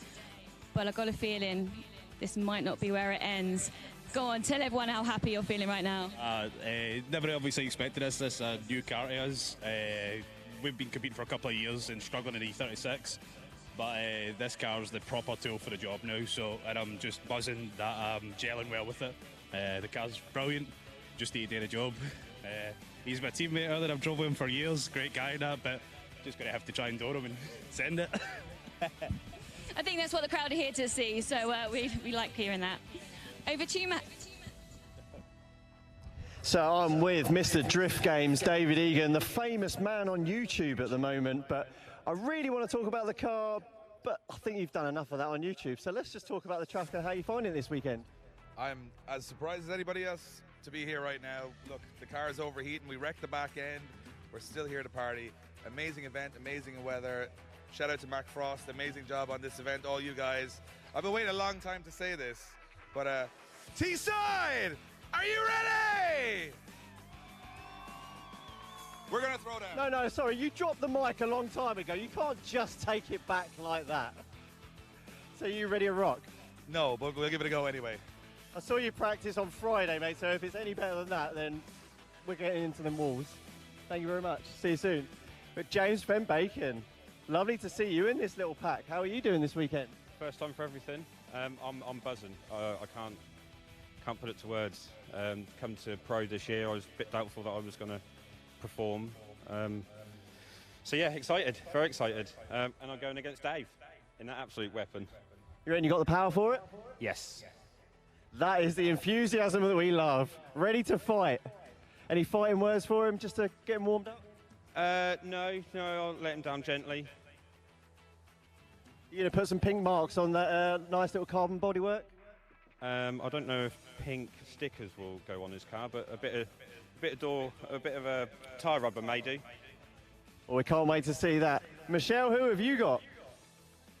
Now with Nerijus. And I have to say, you're an exciting driver to watch. I feel like every time I watch you drive, I am on the edge of my seat. And I'm hoping that's going to continue, obviously, throughout the battles. Well, this is not my car, first of all. My car lost compression on cylinder 6. I'm pushing hard what I can from this car, so I try to do best. Well, you've been looking good in it so far, so I'm very confident you can make it work. Thank you very much. We're pushing hard. Thank you.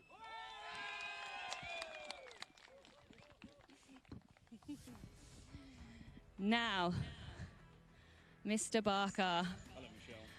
I guarantee you didn't expect to be here today.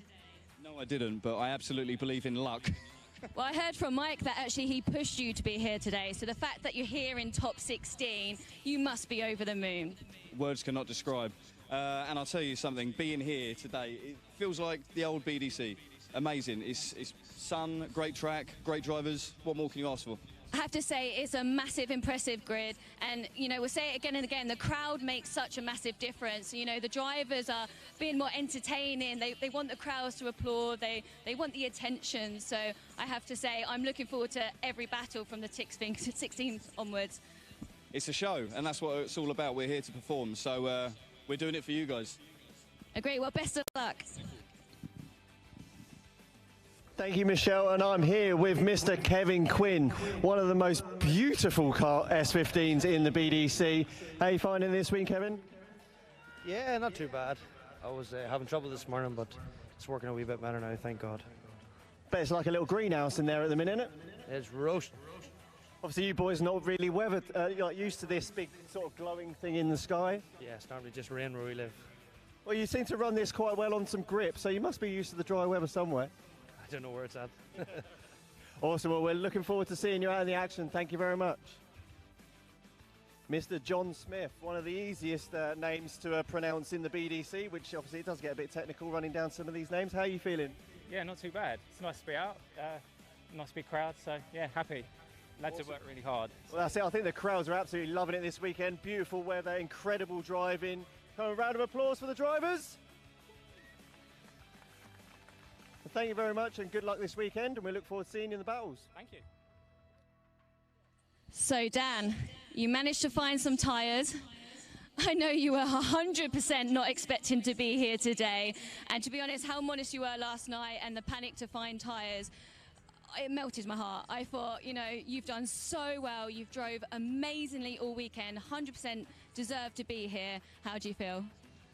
I can't put into words. I didn't expect to get this far. I didn't expect to win yesterday. I would have been happy just to qualify, but to get this far, just can't believe it. See, I love that. Guys, how much do you all think Dan, or how well you think Dan's done this weekend? I'm honestly so excited to see where you're actually going to end up today, so we'll see you a bit later. Kevin! Seem to be missing some body panels here, but... Yeah. Full commitment to the walls, to everything, and like we even changed the engine here yesterday. Thanks to Adi and Ashley for giving me a hand to get here. We have no idea how we're here. We're here with the diesel engine that we bought for 300 quid yesterday, and I'm just absolutely delighted. I agree. You've been an absolutely entertaining driver today. It's a good job the cars are facing forward right now, though, right? Yes, there was a lot of commitment to clip 4. We saw that. Well, we're looking forward to hopefully a little bit more entertaining in your next battle. Yeah. Over to you, Matt. And I'm with Stephen Biagioni, Mr. Monster Energy. How are you feeling? Yeah, good man. Really pleased to be back here in the UK racing at Teesside in the BDC again. Awesome to see people here at the venue. So hopefully we're on the way out of all this nonsense that's been going on, obviously, and we can get back to doing what we love. And you got any other cool projects going on at the moment? I know you've always got something up your sleeve. Yeah, we've got a few things going on at the workshop. We're building a Nissan Navara with a Nissan GTR engine and 4-wheel drive and bits and pieces. So yeah, it's keeping us busy, and that's been keeping us busy through lockdown and stuff. So, but no, it's full bore now, back on the race cars and drifting and stuff. So it's good fun. So no little sort of secret sort of excursions over to another country?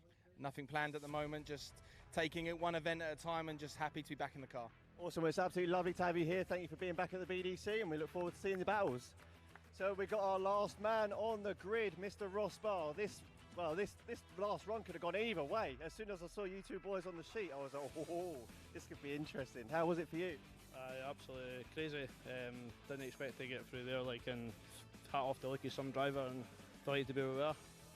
Well, you definitely gave it back to him, and it was an awesome battle. I mean, we found this obviously on the track. We wasn't sure if it was yours or Luke's, but it's obviously Luke's, because it's definitely not yours. So I'll go and give that back to him in a second.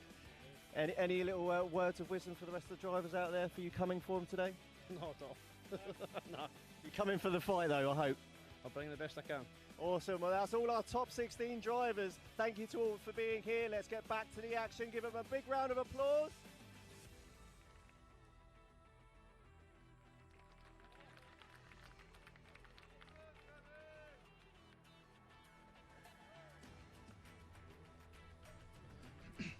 Okay, so there we have it. It's our top 16 drivers ready, and they're going to go and line their cars up ready for battle. And now, as they make their way off of the track, got some very interesting battles here then. Josh is going to have to absolutely pedal his car as hard as possible to keep up with Dwayne McKeever. But Danny McGuire and Magic Blazejewski. Blazing Jet Ski, let's call it, just go with Blazing Jet Ski. I think that's going to be a fantastic battle. Again, William Hanna, Stephen McConnell, it all seems quite well matched all the way through the top 16. Yeah, some really good looking battles there. Interesting one will be Dan Tyler versus Kevin Kilgarriff, and that diesel is very fast for I mean, I've never seen a diesel go that fast. And Dan Tyler's also in a fast car, so we will see how they get on together. Kevin Quinn versus John Smith. And Nerijus versus Lee Barker. Lee Barker in here a little bit by luck. We can't lie about that. But, and peer pressure. I think that'll be a good battle, Lee versus Nerijus. Yep, you peer pressured him into that. Yeah, of course it did. Fair play. Peer pressure him into lots of things. Dave Egan, James Fenn-Bacon. James Fenn-Bacon very fast in that car this weekend. Dave Egan looking impressive as well, but is he going to be a new build? Is he going to be a bit worried about throwing it against the wall? There's a lot of money in carbon fibre on that car. It's Dave Egan, of course not. He knows why we build these cars, but he's not had enough seat time in it to be super comfortable. So that's always going to be playing it back in your mind when it comes to initiating into that first corner as fast as possible. As you can see there, Bagsy just doing a couple of donuts around one of the grid girls. Classic Bagsy. Getting them tyres all warm and foamy. I hope he's got plenty of tyres for the battle still. I think he's going to change just before. Yeah, they're probably old tyres. Of course he is. As you can see, that carbon fibre cladded Corvette just cruising off the track there. Left-hand drive as well, which obviously is well, for most people it'd be quite different, but obviously Dave Egan's got the Mustang as well, which is left-hand drive. Yeah, I think he's quite used to left-hand drive drift cars by now. We were chatting, saying that he's going to do a comparison, like Mustang versus Corvette. Mustang versus Vet. That'll get plenty of views, I would imagine. Yeah, our friends across the pond talking, definitely. We're just going to get our drivers up onto the grilling area while we clear the track of all the staff and media. Danny McGuire getting into the top 16 of pro as well. He must be very happy with that. Yeah. And Stephen McConnell. These guys, you know, very, very good yesterday. So, in fact, 3 of the top 10 drivers are in the top 16. Dan Tyler as well. yeah. Yesterday had a lot of seat time, and obviously it's paid dividends for today because it shows with how good their qualifying runs and first battles were. But yeah, Dan McGuire's got all to play for against Magic Blazejewski. Not his car, super nice guy. He's just going to throw it in and see what happens. But yeah, that'll be a very difficult battle, I think, for Danny, because Magic's very, very quick as well. Definitely an interesting battle, and definitely an interesting top 16. We have here on a very sunny Teesside. I think it's a little bit windy out there, so maybe a little bit cooler than yesterday. I see a few people wearing jumpers and coats in the crowd, but still a lovely sunny day nonetheless. You couldn't wish for any better. It's better to have a jumper on than having an umbrella up. That is true. So I can hear, I believe I can hear Dwayne McKeever warming his tyres up. It's a very I can't see him, but I'm pretty sure I can hear him. Unmistakable sound of that car. So here we have RB28. Dwayne McKeever versus Josh King. RB28 versus M50 B26. 700 horsepower versus 600 horsepower. We have no idea how heavy Dwayne McKeever's car, but Josh King's car is 1150 kilograms, both on the same tyres. Very different cars.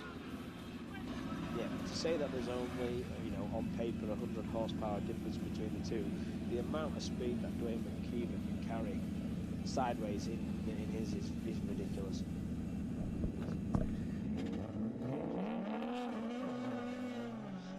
Right, and we are off the line. Dwayne McKeever slamming through the gears.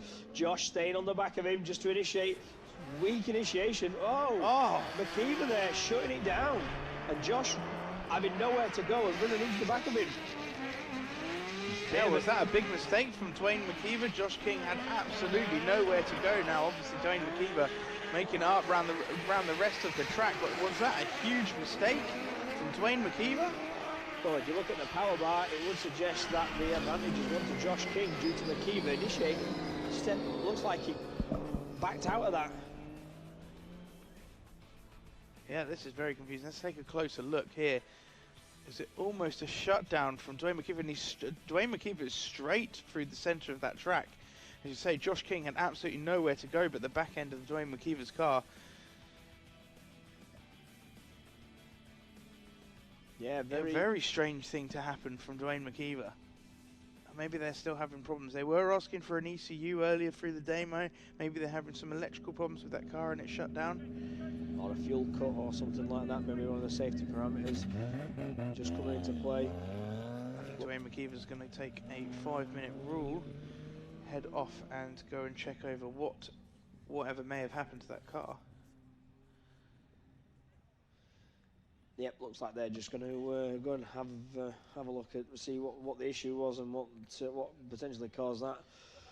So we will put Josh King to one side and hold the second half of that first battle. So next up we have Danny McGuire. So I can confirm Josh King has actually taken a 5-minute rule. So that's why Dwayne is just holding to one side there. So Danny McGuire versus Magic, S15 versus S14 VR30. No, it isn't. That's a fib. This is gibberish because he's driving an R34 instead of his S15. Instead of his S15. But what engine's in it? Is an RB25? I believe it is, yes. And Magic is in an S14 with a 2J 620 horsepower.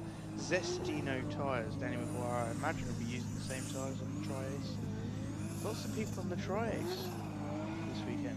Yep, there's obviously a big difference in tyres, compounds, widths, and obviously you can change the pressures.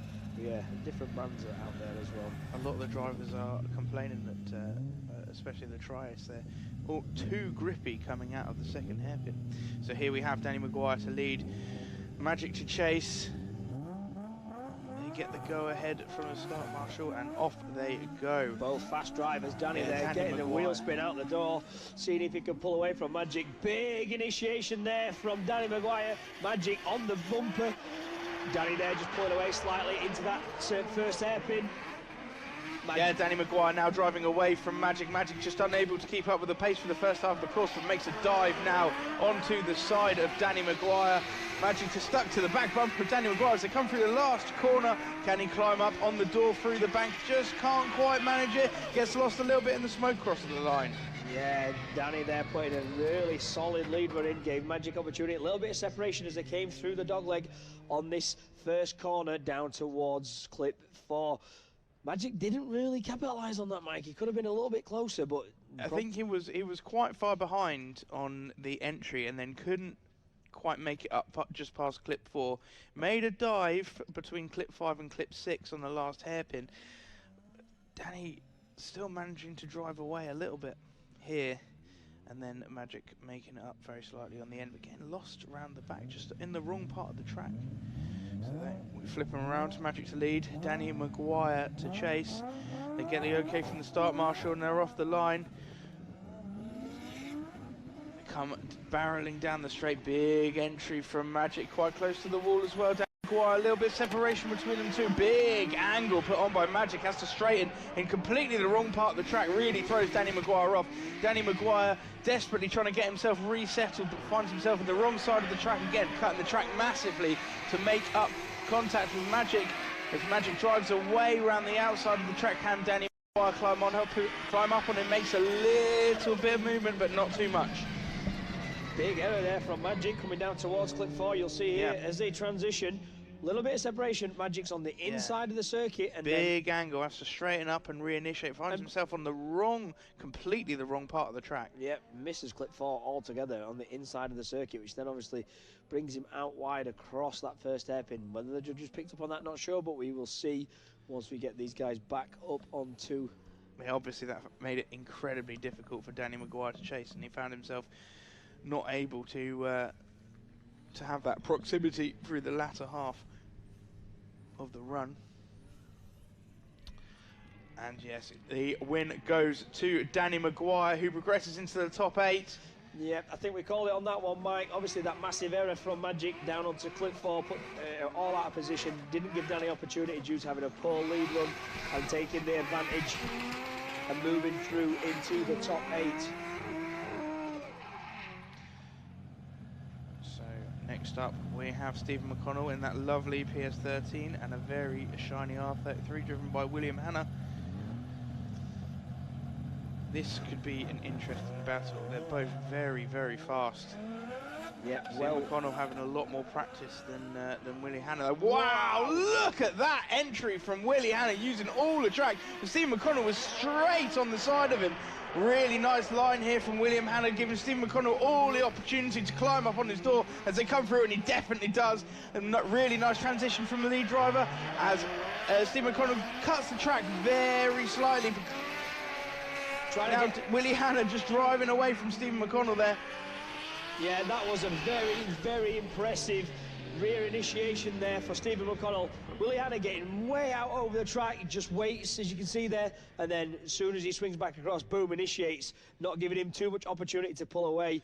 I'm not sure how much the judges are going to like that entry, because they did say you can only use 3/4 of the track to enter. Not and that was all. all of the track. Yep. Looks fantastic from here. Look how close Steve McConnell is to the side of Willie Hanna's car, and a little bit of separation through the second hairpin. And Willie Hanna just having a little bit of the legs round the big corner. Yeah, it'd be interesting to see how the judges favour that, whether it's deemed as a bit of a hindrance to Stephen McConnell for Willie Hanna using all of that, all the circuit. If you're not expecting your competitors to do that, it can sometimes put you off. So as you can see, a slight advantage to Stephen McConnell, obviously because he was the chase driver going into this, so we'll switch him around. and give Willie Hanna all the opportunity to climb up the side of this very sexy PS13. Just clips the cone. Stephen McConnell flicks it in nice and gently. Oh, slightly shallow, but very fast. Willie Hanna there just needs to capitalise, get on the side of it. Very good lead run here coming through clip 4. Stephen McConnell on the outside of the track. Willie Hanna just trying to get on that inside. Sneaks up the inside onto that pocket, but there starts to dial the speed in and the grip. Stephen McConnell, though, starting to pull away on this south bank corner. Willie Hanna not getting as close as you'd anticipate. Slightly better chase run from Stephen on the first run there. Fantastic lead run from Stephen McConnell, as you see.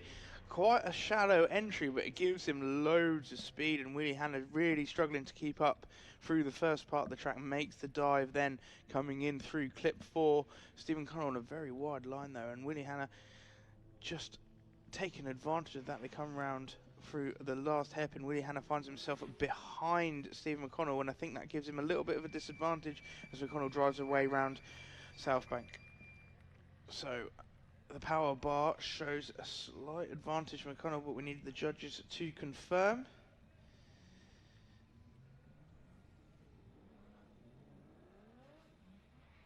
As they're both congratulating each other, you can see them clapping, shouting at each other from the cars.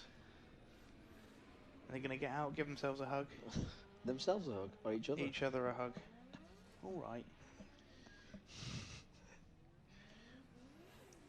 One judge's score has dropped in the bottom. We're just going to see who has taken the win. Oh, the suspense. They're really making us wait for these decisions, aren't they? Yeah, absolutely. And it's not very nice as a driver when you're sat there. Oh, have I won? Have I not won? And nerves. It's awful.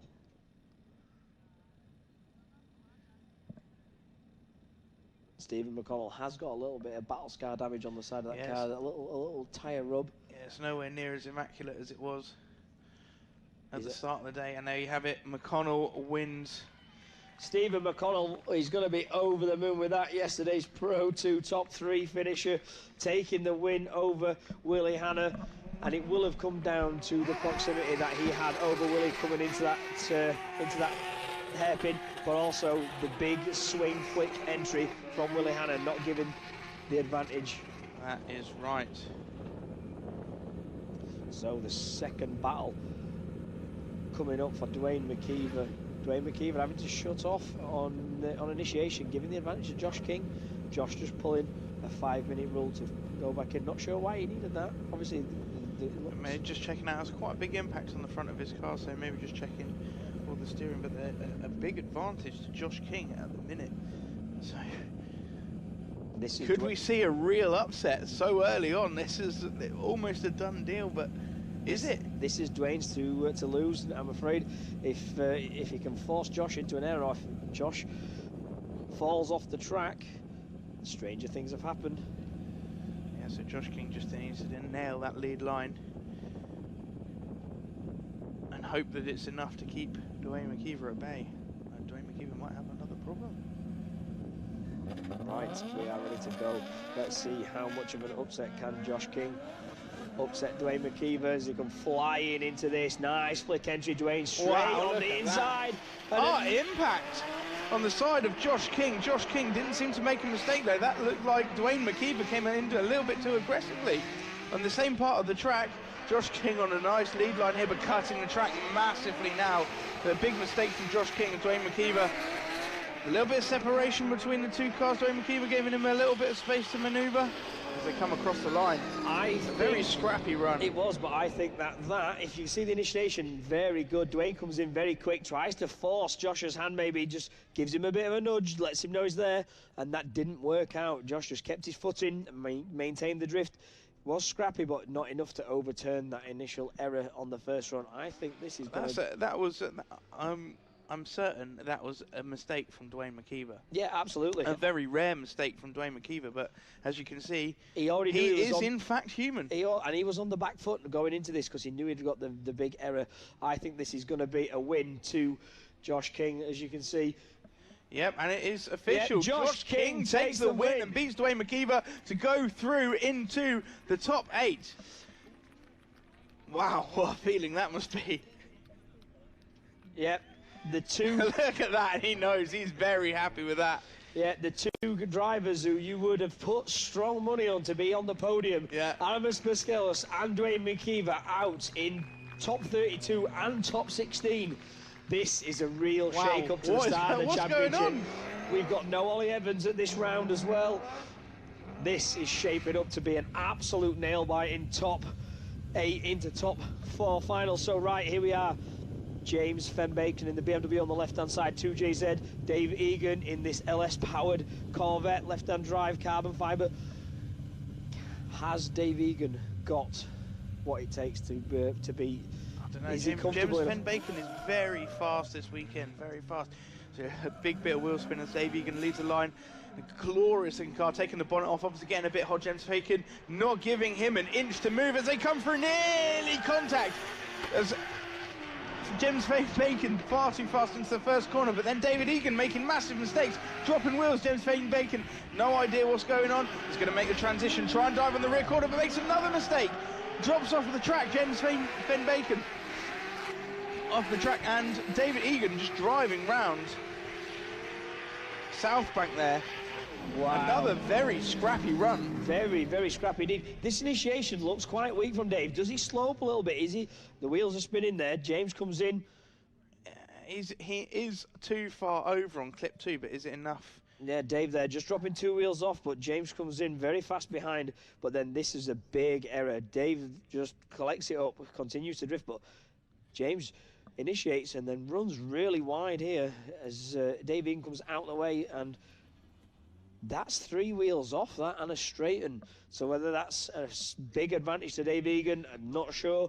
We'll get these guys back up onto the start line and turn them around. I'm sure the power bar will give us a bit of an indication as to where the judges are swaying or what they're thinking. But it did look like a very, very big error there from James Fenn-Bacon on the second hairpin. Mistakes from both drivers. Well, the judges wanting to rerun this. Can have a look at the start again. Dave Egan flicks in. And does Dave Egan slow up? He does slow up. He throws a lot of angle on there, and James didn't really have anywhere to go. And almost again there, James hits Dave Egan as he comes back on the track. But that there is a big error from James Fenn-Bacon. Yeah. Maybe enough to overturn the slowing up of Dave into the first clip. And there's some of that lovely just fibre. looks expensive. That just lovely carbon fibre, sorry. Smashed to bits. That looks expensive. Very. It does look extremely expensive. Right, we're going to switch these guys around. Egan to chase. For a cleaner run this time. Yep, and let's hope that we can... So slight advantage to James going into this battle as James leads Dave Egan to chase. Nice big flick by James to come into the first corner. No contact problems here as James really driving away from Dave Egan. Really putting the power down. Dave Egan not really having much to say. Dave Egan now trying to make the dive on the side of James's E46. Doesn't really have any answers. James driving away round South Bank. Cleaner run, but not the proximity that you would want to try and overturn. Oh, does that look like a bit of a reinitiation or a dab of the handbrake there on clip 2? Just smoke come up from the rear of James's car there as he come down towards the deacceleration zone. As we come through this hairpin, you can see on the replay, Dave's on the inside of the track trying to get back onto the side of the BMW as James puts the power down on that 2JZ E46 and starts to pull away onto South Bank. Yeah, very fast car, that E46. This is going to be a difficult one to call.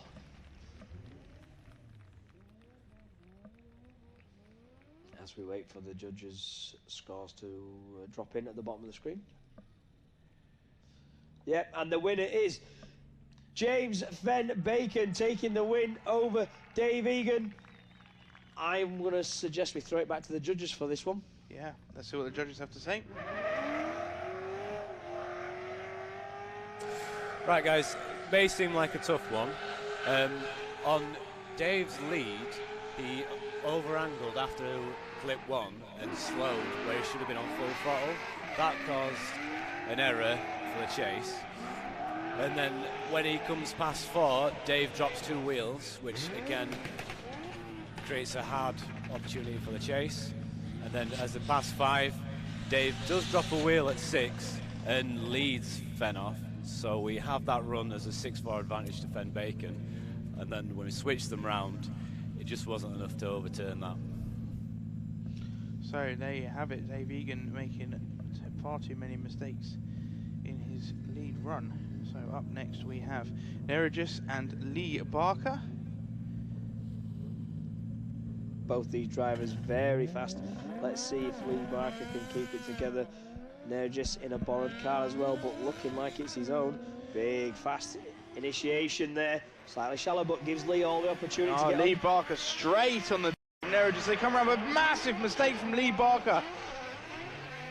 Massive over-rotation and spin. And Nerijus just free to drive the rest of the track. On a lovely line and a huge mistake from Lee Barker.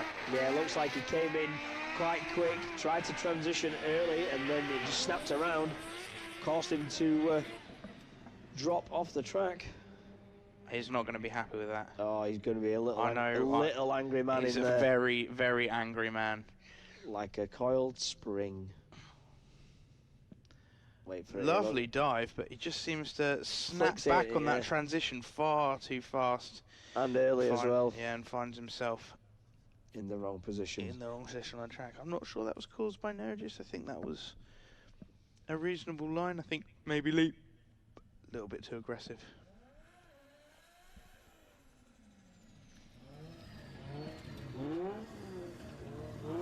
So Lee's going to head onto the start grid knowing that he's at a big disadvantage here. He's just going to try and do the best lead run he can. Hope that Nerijus has some issues. He's praying for a mistake from Nerijus. Now, so they leave the line. Barker's got everything to play for as he throws it in. A nice big entry, not too close to the wall. Nerijus making a little bit of a mistake behind Lee Barker this time, but nowhere near the same mistake Lee made, as Lee is on a fairly nice lead line. Nerijus just hanging back ever so slightly, doesn't have too much to do. Climbs up on the door now as they come through the last corner. A little bit straightened by Nerijus as they come up onto South Bank. Lee Barker putting on a smoke show, but Nerijus doing enough to keep that advantage. So it looks like that will be the end of the road for the angry little midget.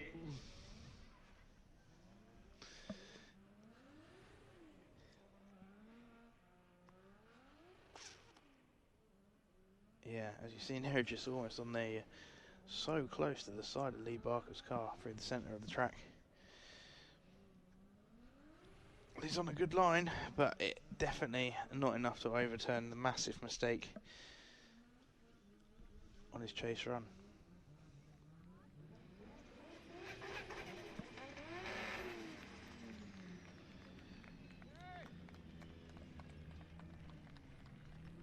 Let's see. The judges confirm, and they do. Nerijus goes through. And unfortunately, Lee Barker retires. Big round of applause for both these drivers, putting on a fantastic show.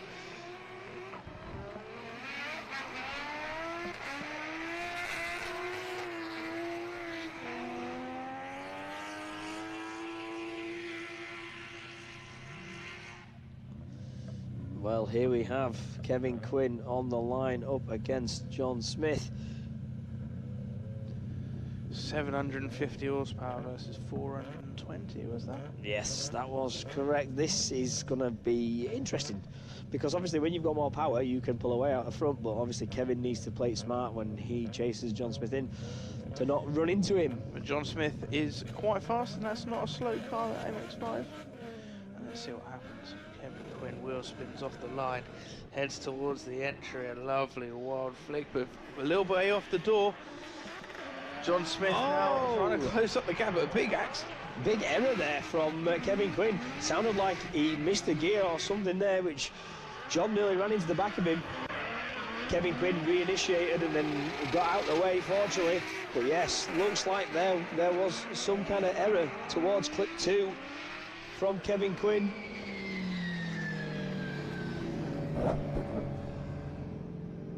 You see in the replay? Yeah, just a big straighten by Kevin there, Quinn. Yeah, and then you can see the car squats and sets off again. That was where he was saying it was bogging down earlier in practice. Is he still having that problem? But John Smith with nowhere to go, struggles for the rest of the lap to catch back up with Kevin Quinn.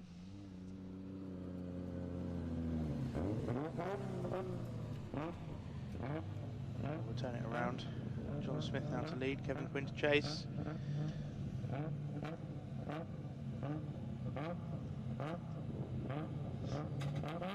Getting the heads up there from Lee Colgate, and they are off. Kevin Quinn setting off very quick. Let's just hope John Smith's going to be... He has got the pace in the MX5. Big flick, but way off clip one. Yeah, They're going to be on the inside. Kevin Quinn just having to mirror John's run and line. And now he starts to try and climb up on the side of that little MX5. Nice initiation through there.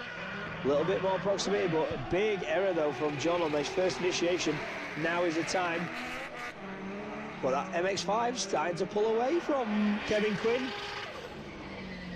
Yeah, really not what you'd expect from either driver there, to be honest. No, quite scrappy as well. Let's have a look. So John absolutely nowhere near the line on the initiation. Initiates in the middle of the track, gives Kevin Quinn nowhere to go but over the centre of the curb, and just from then on there's a massive separation. Kevin Quinn just making a little bit of a dive here, but John very quickly driving away, straightening up through the second half of the track, and then Kevin Quinn. He's DB'd a title. He's got no tyre. There we go. That is why he couldn't keep up. And ladies and gentlemen, a round of applause for Kevin Quinn with no tyre on the rear driver's side, rear of his car. Wow. And it is one more time. The judges can't split the decision between both drivers. Errors from both of them, too close to call. So I dare say we're going to have a 5-minute rule there while... Oh, no, sorry, not a 5-minute rule. We're going to have a break whilst Kevin gets the wheels changed on the back of his S15. Yeah, Ben, I'll just explain that one for you. Obviously, there was a huge error from Kevin Quinn after clip 3. In clip 4 on his lead run on the first run, and so Smith had a massive advantage at that point. Kevin did pull a bit of that back after 4 because he outperformed Smith in the rest of the course, and then after we turned them round, the initiation and entry from clip 1 to clip 2 from Smith was way offline, completely trapped Kevin Quinn in the pocket. And that's what disrupted his run, and it was enough to pull it back. It was just a scrappy battle, really, and we want to see that again. So there you have it, very scrappy from both drivers, leading to a one more time. Up next we have Dan Tyler versus Kevin Kilgarriff in that diesel E46. Nice story that they got an engine for this yesterday for £300, and here we are on the start line. So Dan, what have they done to it between now and then? I have no idea, but it is a very quick car, and not letting Dan Tyler get too far in front. And Dan Tyler's steaming away from Kevin now. Kevin not really having an answer to Dan Tyler's pace as he puts down a blinding lead run. He was fast earlier, but I think he's got even faster throughout the day. Kevin not having an answer at all for to Dan Tyler. No. Oh, hit that clip.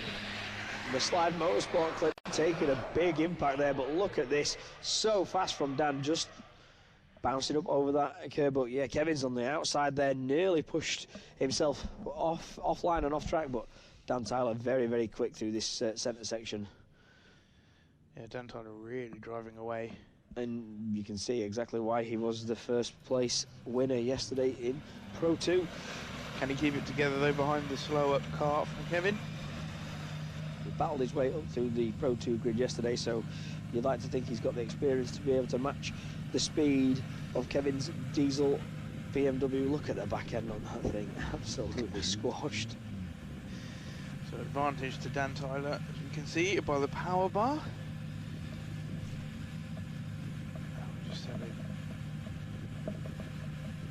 Track marshal's having a look at the track just to make sure everything's A-OK before they get the go-ahead.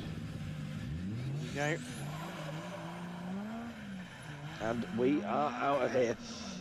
Dan Tyler just giving, wow, quite wide out in the track, but nice initiation there.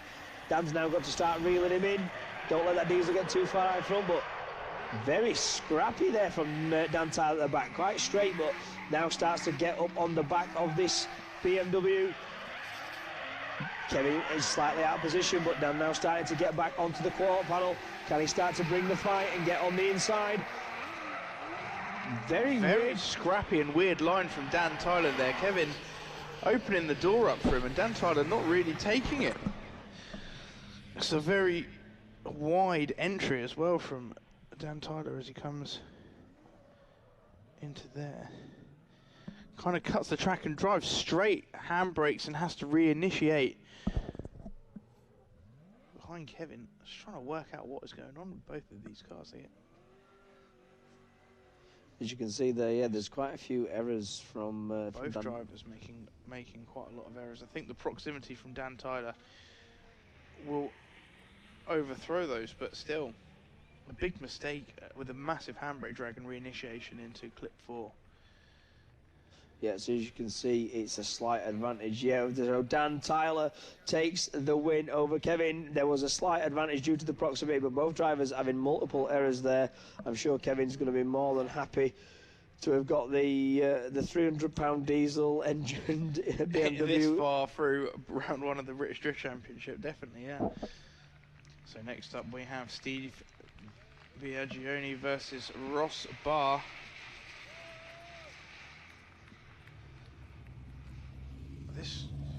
Are you going to call this one?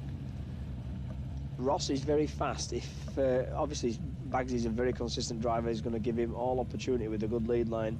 Just to hope that Ross has got the speed in this car to be able to match Bagsy and stay on the quarter. As we can see him flying down this line, big flip, very fast from Bagsy. Nice angle though, beautiful through clip 2. Now he's in the smoke. Ross has got everything to do. Beautiful, just misses.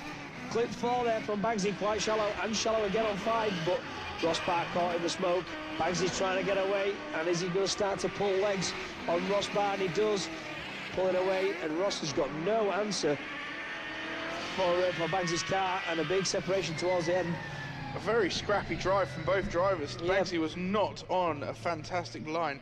He comes over this the first couple of clipping points quite well, but now he dives into the middle of the track, doesn't get anywhere near wide enough. Ross Barr almost following his exact line instead of cutting the track to catch up with Ross Barr, and makes a big dive here, tries to get on the inside of the track to try and close up that proximity, manages to close it up for a very short period of time, but finds himself on too much angle coming out of the corner, and by that time Steve has just basically driven away. He's halfway finished by the time Ross Barr has got around the track.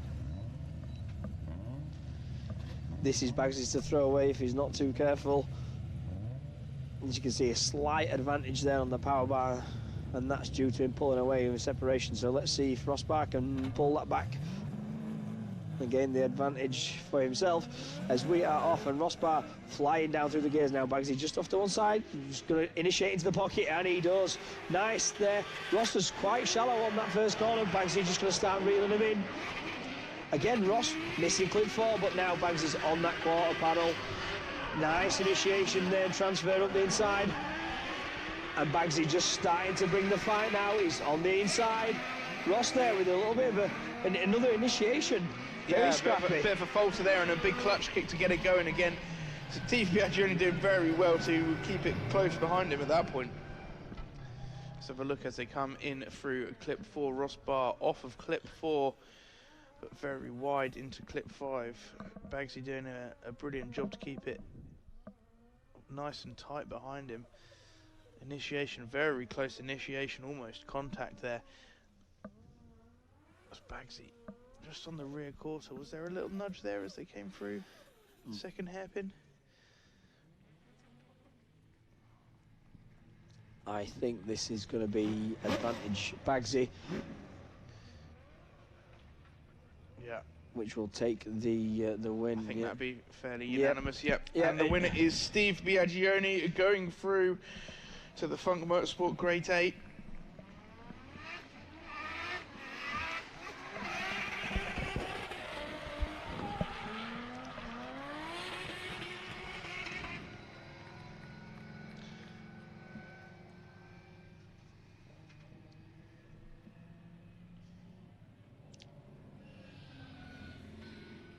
Lovely gearbox whine from that car of Baggs's as he comes around that quaif sequential. It's a straight cut gears, so here we have our first battle of the Great 8, Josh King versus Danny McGuire. Now this is going to be an interesting battle.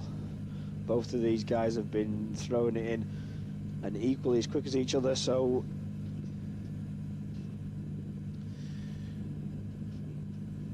just wait for our track marshals to release the cars, make sure that the track is all good and ready.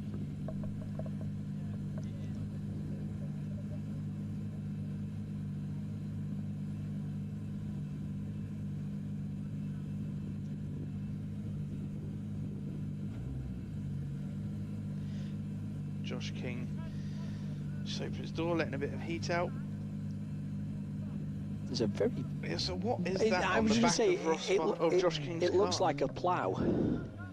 Are they going to drive off? Are they going to re-warm their tyres? No, I think we've got a one more time battle to replay for Nerijus. Because on our screens it's showing that he's competing against himself, but obviously that's not the case. So it looks like we're going to get Dan and Josh just off of the start line.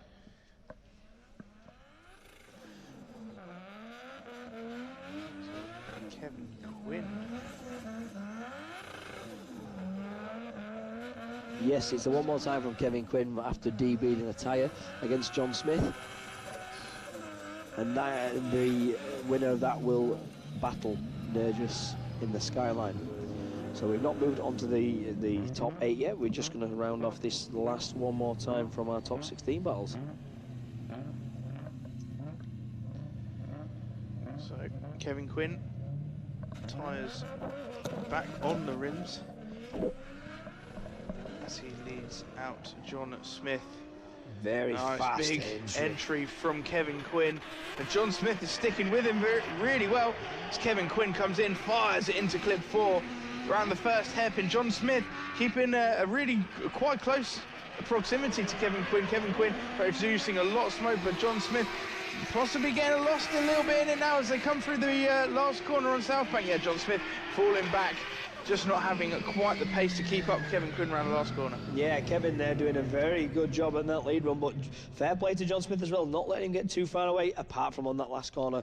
Looks like the S15 just puts the power down better coming out of the last hairpin and starts to drive away from John Smith, causing the separation. So that would look like it's advantage to Kevin Quinn slightly.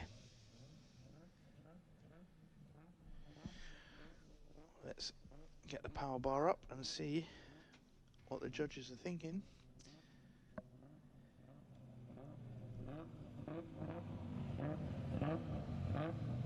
Good effort there from the top 5. So we're doing swap them around. Leading on a slight disadvantage. Kevin Quinn with a slight advantage. Can they turn it around? John Smith cutting the course very slightly there at the start just to gain some proximity, but a big flick. Kevin Quinn right on the door of John Smith. John Smith now dragging away as they come down into the top 4, dropping all of the wheels off track as Kevin Quinn overtakes and finishes the lap off. Just too hot for John. Couldn't keep it on the track, unfortunately. Yeah, carried a lot of speed through that first section there and couldn't get the angle on enough to start to slow the car and off at the first hairpin.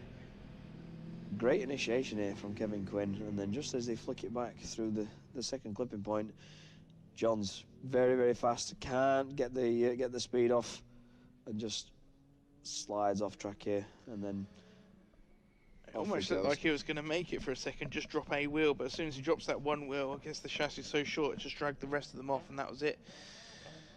Off he goes, so I think this will be fairly clear cut. Absolutely. So we'll be seeing Kevin Quinn battling Nerijus.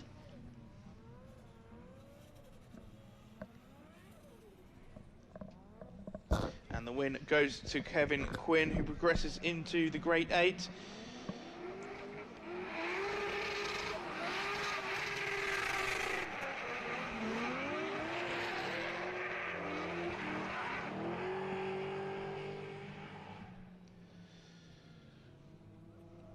have lining up now the first battle of our Funk Motorsport Grade 8.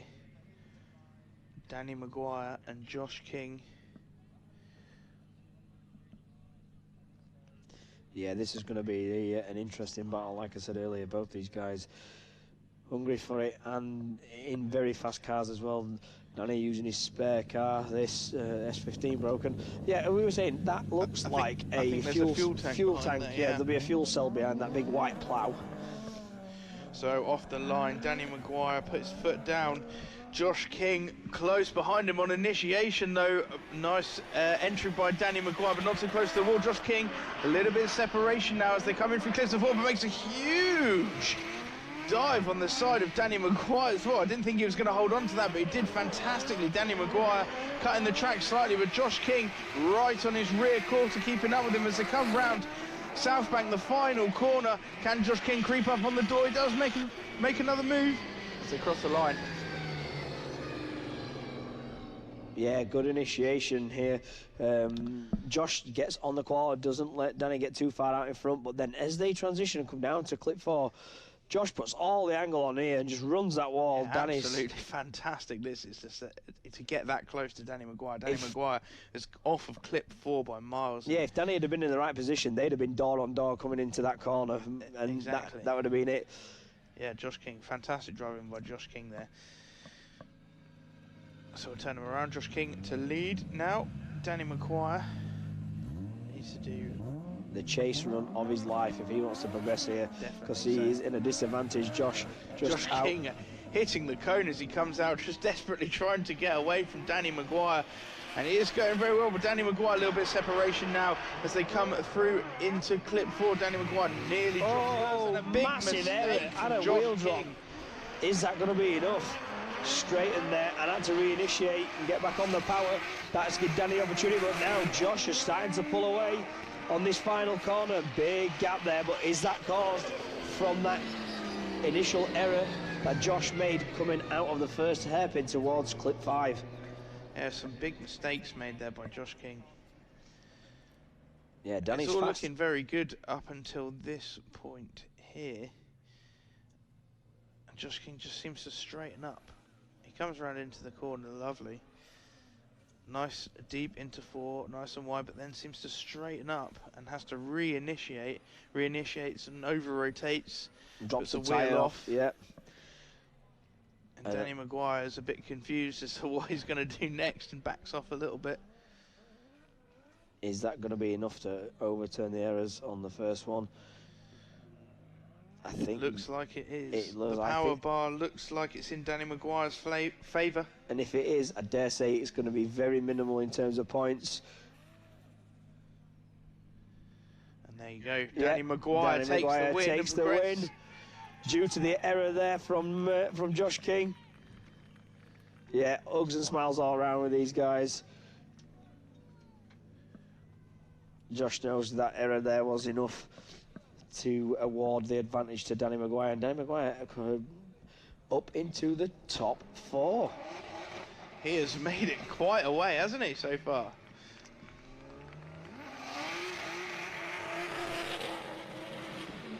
Next battle that we're going to get lined up, Stephen McConnell, again, another driver in Pro 2 having a fairy tale weekend, finishing within the top 3 yesterday, and again, seat time proving that's consistency over rules, getting up into the top 8 of today's Pro.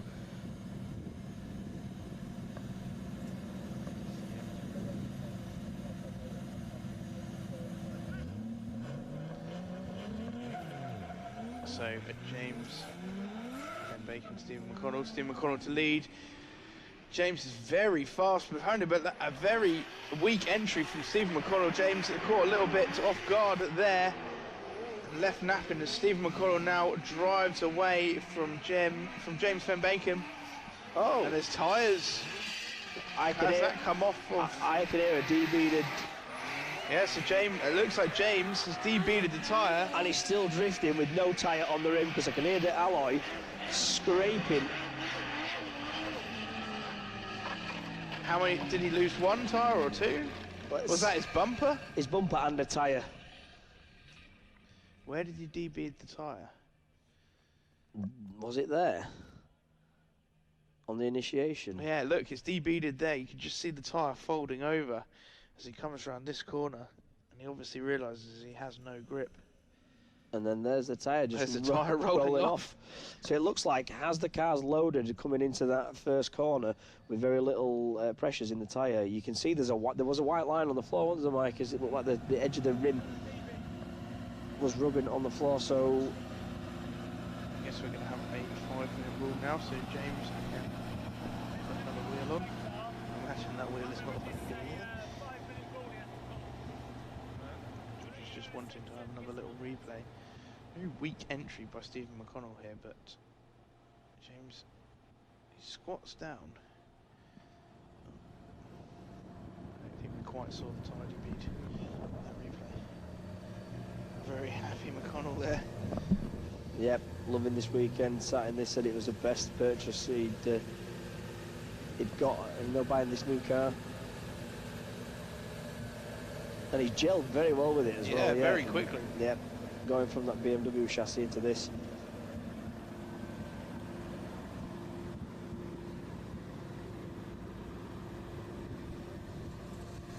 So James Fenn-Bacon putting some more wheels on. Oh, look at the dent. It was so immaculate, and there's a dent as well. I thought it was just a tyre mark, but that's a full-on dent, and the tiny little scrapes on the rear bumper. So you know he's kissed it. Yeah. James Fenn-Bacon has called a 5-minute rule while he gets these wheels on the car. So we are going to move on to our next pairing. Yeah, we've got Kevin Quinn and Nerijus, our next battle in the Funk Motorsport Grade 8. You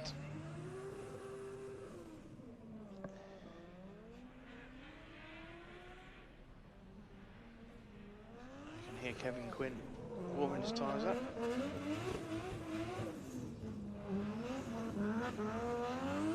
There you have it, the title sponsor, Wasner. High Performance Pistons here at the BDC British Drift Championship. Kevin Quinn again, 750 horsepower. Nerijus got 1,000 horsepower in that Skyline. No wonder it's so fast. Both on tri-ace tyres again. So you'd hope it got no issues with it bogging up with 1,000 horsepower. Do we think it's really got 1,000 horsepower? He's a very, very big guy, and I'm not going to question it, so he can have 1,000 horsepower. Okay, fair enough. Look at the rubber deposits there, the smoke as he's come off the tyre and then stuck to the side of that bumper. And we are off. Kevin McQuinn, 2 lead out, flying through the gears now. Big flick, very fast. Slightly shallow on that clip 1, but Nerijus there. Nerijus making a massive mistake behind Kevin Quinn, almost locking up the front wheels through that transition there for some reason. Yeah, Nerijus there, all out of shape as we came through that clip 2. Nearly ran into the side and then had to straighten up and get out of it, but has recovered quite well. But I think the error is going to be enough for Kevin Quinn to take the advantage. You can see on the power bar a slight advantage to Kevin Quinn there as we just watched the replay. Very fast entry, shallow though from Kevin, not very close to the wall, but as he comes in, Nerijus there flying in. Front wheel lock front wheel locks up. Yep, and then has to reinitiate again. So Kevin Quinn taking the advantage, which is a big thing from a lead position to have an advantage going into your chase run. Yeah, because you can't really, well, unless you make a massive mistake, you can't really lose your lead run. You just make up your points on your chase run. Correct.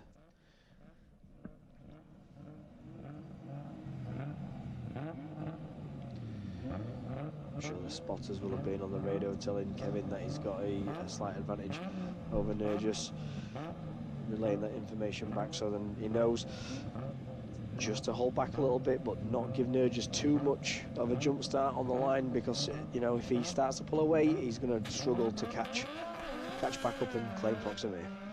Still not all said and done. Right, Nerijus to lead, Kevin Quinn to chase. Nerijus flicks very close to the wall. A lovely initiation from Nerijus, but a lock up on that front wheel again. Kevin Quinn now diving onto the side of Nerijus's car as they come through the first hairpin. Nerijus makes a nice snappy transition round onto the second hairpin, but cuts the track. Kevin Quinn cuts the track with him to maintain proximity. They come round the final corner, South Bank. Kevin Quinn just giving him a tiny little bit of room to manoeuvre as they come over the line. Wow, that was a very strong chase run there from Kevin. You see Nerijus flicks in, but dials a lot of angle on. It's quite slow. Kevin there just maintaining. Outside wheel locks up just as he comes over that bump as well. Yeah, big angle there on that first corner. Looks like Nerijus might have just clipped the wall, but quite high up. But yeah, Kevin there just keeping within striking distance against Nerijus. Yeah, he's playing a very clever game there, just staying just close enough that he can deviate from the line, but not close enough so that there's going to be any contact. Yep.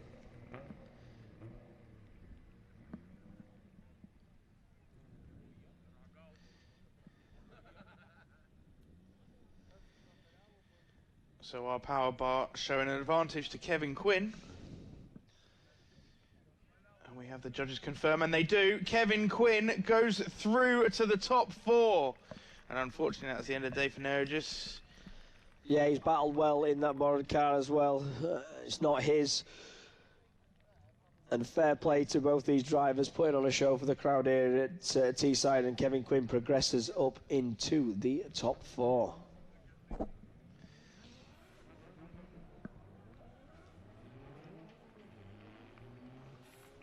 Show your appreciation for both these drivers. They're just in a borrowed car.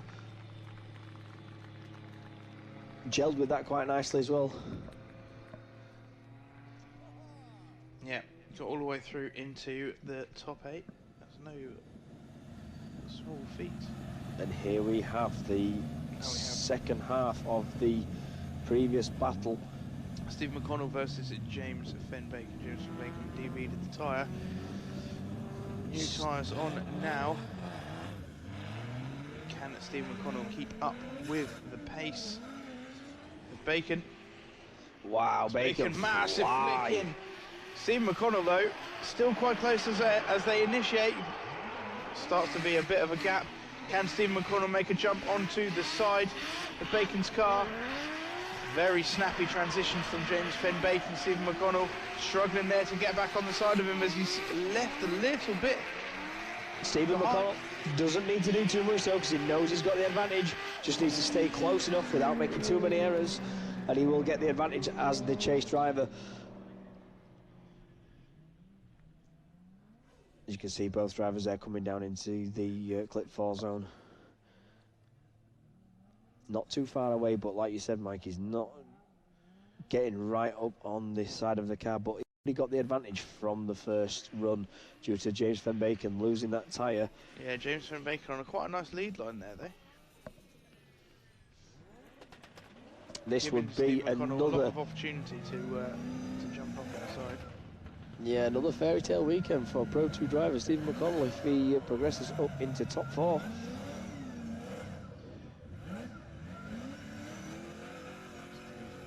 Warming up his tyres for his next battle in the top 4. And as you can see there from the judges' power bar, Stephen McConnell's got the slight advantage. We just wait for confirmation of the scores to drop in.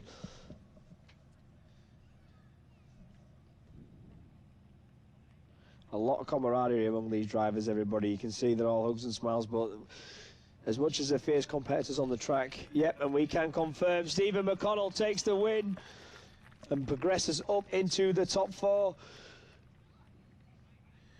End of the day, unfortunately, for James Fenn-Bacon.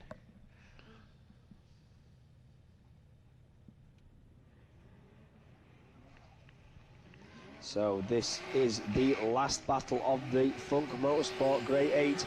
Dan Tyler, yesterday's winner, up against Steve Biagioni. We have got 2 of yesterday's top 3 finishers into the final 4 of today's. Yeah, absolutely incredible. But it just goes to show the extra practice in these early rounds to get a little bit more used to the car really pays off. So Dan Tyler to lead, Steve Biagioni to chase. Dan Tyler flying today, absolutely flying. Can Steve Biagioni keep up? Yeah, this is going to be a very well matched battle. Both these drivers have been very, very fast. And let's see what Dan Tyler has got in his arsenal to be able to show Steve Biagioni that he deserves to be up in the Pro. And a very fast entry there. Dan Tyler, very nice through that second, third clip. Bagsy not letting it get too far away. And wow, look at the angle there as they come through that first hairpin. Bagsy's on the quarter. Beautiful transition through that corner. Bagsy's now starting to climb up on the side of that car.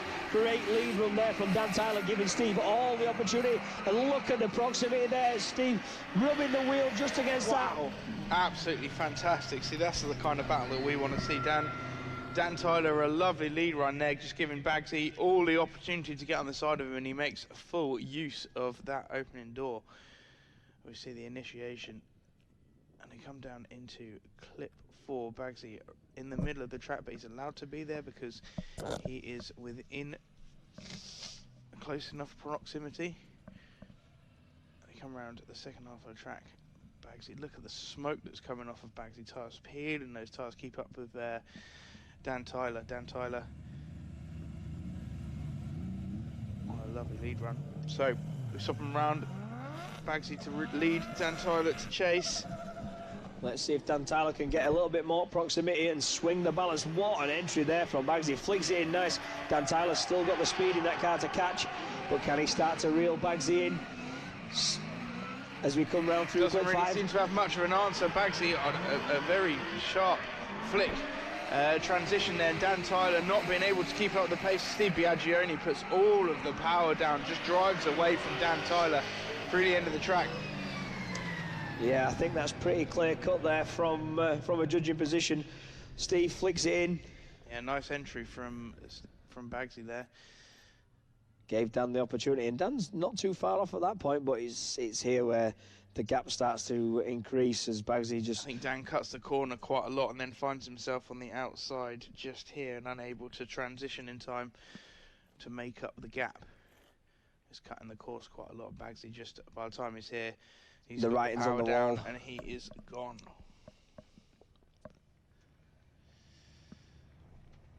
Let's see what the judges have to say. We have the power bar up. Here it is. As you can see, advantage to Bagsy. They're going to get out of the car. It's quite a fiddly affair getting out of one of these with your hands device and everything else, and he'll have his earphones plugged in as well to speak to his spotters. But there, show your appreciation for Steve Bagsy Biagioni and yesterday's winner, Dan Tyler.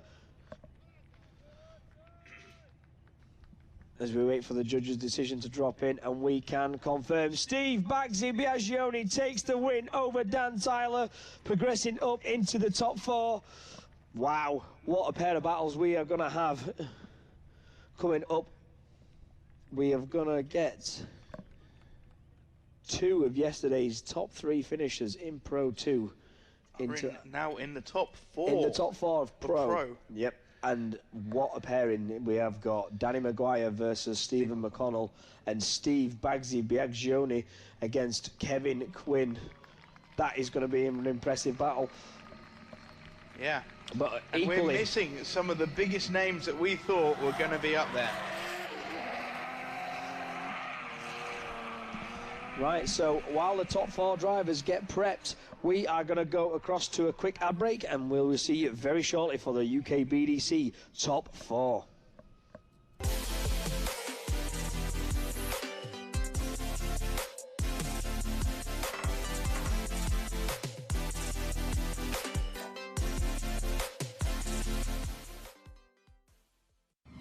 Drifting can be the most demanding motorsport in the world. My name is Jun Ming. The high RPMs required to keep my tires spinning and rubber burning are brutal on engine oil. That's why Lucas Synthetic Oil Stabilizer was formulated for performance on the track and the highway. Lucas Synthetic Oil Stabilizer keeps my power on for split-second decisions, making every shift and turn count. When it comes to my engine and engine oil, I give it every advantage with Lucas Synthetic Oil Stabilizer.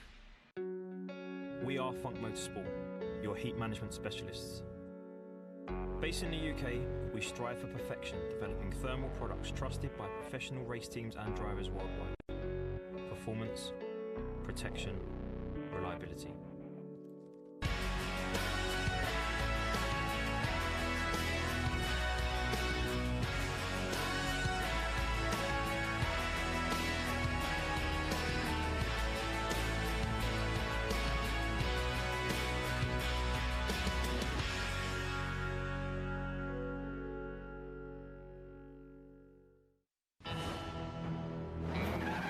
As a professional drifter, my results depend on numbers.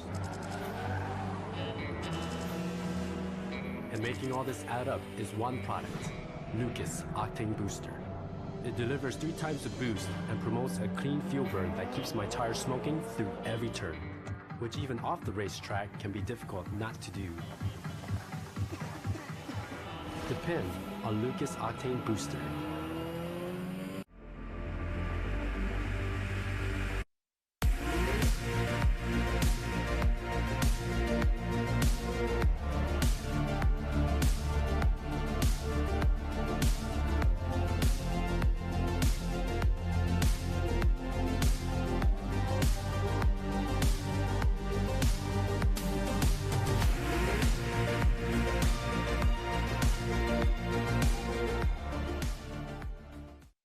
Tarmac Sports.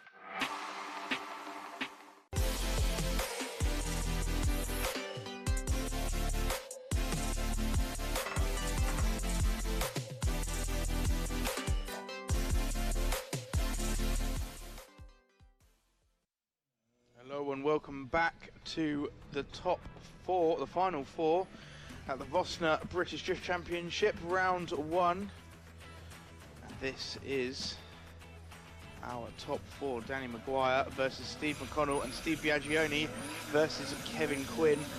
There's going to be some fireworks. Yeah, this is what we've been building up to, and it is going to be electric. Bagsy against Kevin Quinn battling up into the final 2. So here we have Danny McGuire on the right-hand side against Stephen McConnell, both these drivers from yesterday. Great to see him here in the final 4, but we are about to get started. Let's get the thumbs up from our track marshals. Ready to go. Colgate just G'ing up the drivers like they need any more G'ing up. And away they go. Danny McGuire to lead, Stephen McConnell to chase. Got it all to play for. Massive flick from Danny McGuire. Fantastic. Steve McConnell right on the rear corner of Danny McGuire as they come through. Clip 2, clip 3, and clip 4. Slightly cut the track by Danny McGuire, but Steve McConnell right on the side of him as they transition. A big flick entry from Danny McGuire. Steve McConnell got caught a little bit unawares by that, but Danny McGuire now disappearing round the last corner. South Bank here at Teesside, and no proximity at the end there from Stephen McConnell. If you watch this entry here, Mike, a big flick in from Danny, but Stephen's on the inside of the track, drops a wheel up over the grass as we move around onto the inside, and it's here where Danny's mid-circuit offline as we come around this corner. But it also looks like, as Danny has a very fast and snappy transition as he comes onto the second hairpin, he's slightly off power. As you come around this, you'll see he slows up a little bit. Here, the wheels straight, and then comes back into the corner. A little bit scrappy, but yeah, a good transition there from Stephen McConnell on that initiation to try and stay with Danny McGuire. So we swap it around. I think the judges are going to want to look at a little bit of a replay. No, they're ready to go. Stephen McConnell to lead, Danny McGuire to chase. Stephen McConnell puts the hammer down to try and drive away, and a lovely flick against the wall. Danny McGuire, a little bit of separation now between the two drivers as they fire down into clip 4. Lovely line there from Stephen McConnell as Danny McGuire finds himself a little bit lost in the smoke, and in the inside of the track as he climbs up an impact on the door of Stephen McConnell's car. Another tyre mark there, and Danny McGuire was all on the side of Stephen McConnell there, trying to push him round the corner. I think he pushed him a little bit too much. I think we had a tyre contact there, which caused Stephen McConnell to be punted off of the circuit. We're going to have a replay of that, but wow, electric finish there for this second battle. Danny comes into this corner, starts to climb up on the side of Stephen McConnell as we switch it back around this hairpin. I think there's a little bit too much aggression there as we come onto this final straight. Yeah, very aggressive here, and then just doesn't really let go, just puts his foot down, tries to use Stephen McConnell to steer him around the corner. It doesn't work. The wheels bounce off each other, and Stephen McConnell was forced off of the track.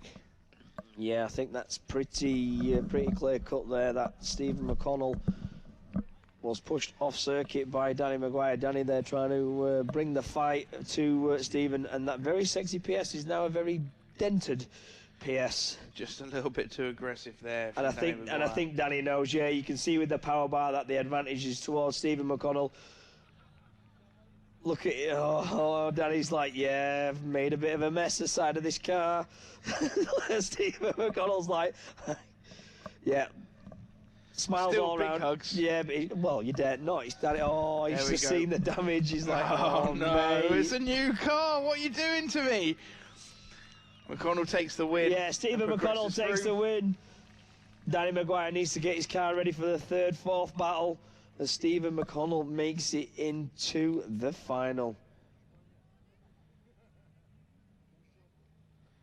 He's having a little bit of wobble of the wheels there. One of them moved quite a lot. Hopefully they're moving together.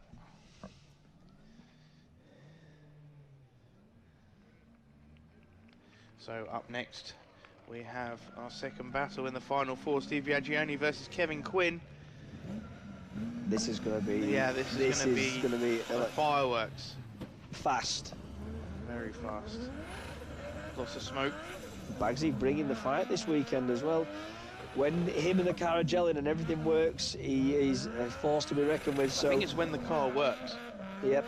They do have some mechanical issues with that thing. Well, did last year, but this year seems to be working fantastic. Kevin Quinn, other way around, having a few problems with the car, not really gelling with it as well as he has done in the past. A couple of big mistakes from Kevin Quinn today. Let's see how they get on.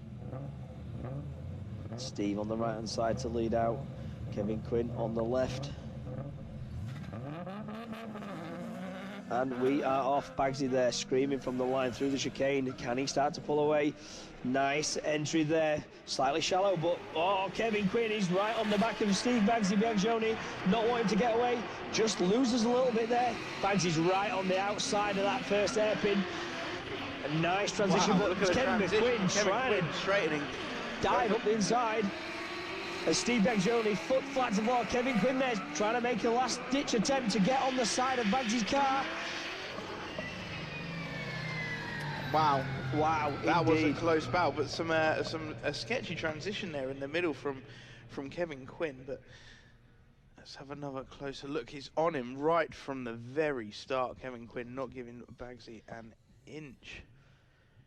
But sacrificing the inside of the circuit there to try and gain proximity right on the inside as Bagsy now puts the hammer down, starts to peel away, but Kevin's like, no, I'll move in. Gets up onto the inside, lost in the smoke a little bit there. Difficult to see from that camera angle, Mike. Hard to call.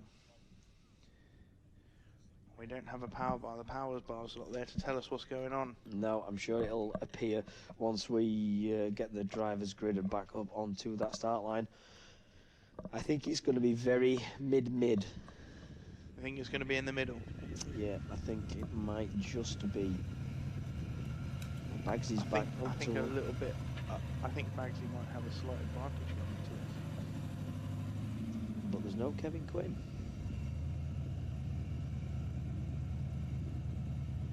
Where's Kevin gone? As you can see there, there's a is it a Sicky's rear diff on there? It's a Winter's quick change. With the plate on the back. Oh, Kevin, we just heard on the radio that Kevin Quinn's air filter has fallen off. So we're just going to go and pop it back on. as it does, just falls off. Get a Jubilee clip quick. Another Jubilee clip and get that back on there. Bagsy's enjoying himself. Nice to see him smiling. So Kevin Quinn has actually pulled a 5-minute rule to go and find said Jubilee clip to put his air filter on. So Bagsy is stuck there on the line. It's a very nice pair of headlights on the front of that S-body. It's a very nice car in general, to be honest. Yep, it is very well turned out. And he's building another one. He's building another 3, isn't he? Well, he's got more cars than I've got Hot Wheels toys. Is it one for every continent? I do believe. I think it's something like that. I think it's one per every event he does. Must be nice. Fortunately for Kevin, his pit crew are just situated right next to the start line there, so just going to get a... oh, and we're on the timer. 4 minutes 32. So we need I'm sure they can get a Jubilee clip on within 4 minutes, I would hope so. Just a picture there of DY Engines, owned by Dave Yandel, supplying quite a lot of the drivers' engines that are here today.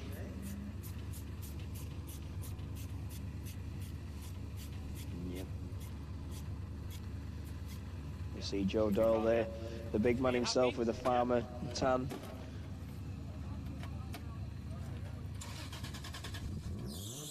Looking like a Squisham there with the pink and white arms.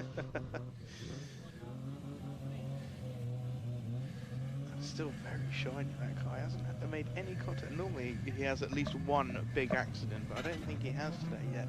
Please do not use the commentator's curse. We want to see a nice clean finish to this, gents. So Kevin Quinn to lead out Steve Biagioni. They need to re-warm up the tyres.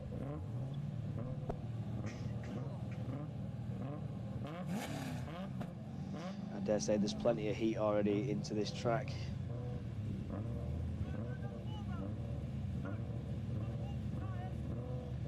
The track marshal just asking whether they do want to warm up the tyres. I don't think they are going to. I think they're just going to go straight for it. And here we go, Kevin Quinn to lead Steve Biagioni to chase.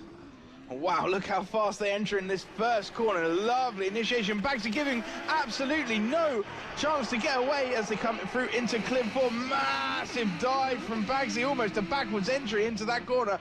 Massive flick between the two hairpins. Bagsy is all over the side of Kevin Quinn as they come through South Bank. Slight bit of separation now as they come towards the end of it, but wow. Wow, that first initiation from Bagsy there, flicking into that corner at that speed, not wanting to let Kevin get away, and then really capitalising. Let's just watch a replay here. Big, fast entries from both drivers, and Bagsy's right on the side of Kevin Quinn there as we come through that dogleg corner and up into the clip 4 area. A little bit of separation here, but Bagsy just flicks it on and then starts to dive he makes on the side. Look at the backwards, angle that they're in when they come into this corner. Power back on, just in the smoke slightly there, but a beautiful transition as they came back through with the slight advantage that Steve had on that first run and how good that chase run was. I'm going to edge my bets that Bagsy just took that over. I think he may have pipped it. I think you're right. Look out the cars. Show your appreciation for these two drivers. Put on an absolute show for you guys today. One of the best chase runs and lead runs that we've seen all weekend. We go through the drifters talk now. That's the international sign. International sign of the car was doing stuff. Yeah, he's just saying, oh, come off that corner, and it was just gripping, and I could feel it bouncing, and just, you know, using his hands. But look how at close this he gets from on that Bagsy. initiation. A lovely transition there from both drivers as well. And look at the dive he makes. Backwards entry dive into the first hairpin. This transition there, beautiful through that smoke to get back on the rear quarter there of Kevin Quinn, and so close. Kevin there just starts to move up the track and pull away a little bit, but Bagsy's within striking distance. Just a slight bit of separation just towards the end there. Maybe Bagsy got lost in the smoke a little bit, but very minor. Indeed. So we're just waiting for the look at the amount of smoke that we can still see on our camera, just absolutely fogged out. I wait for the judges to. And we can confirm that Steve Biagioni takes the win over Kevin Quinn and progresses into the final.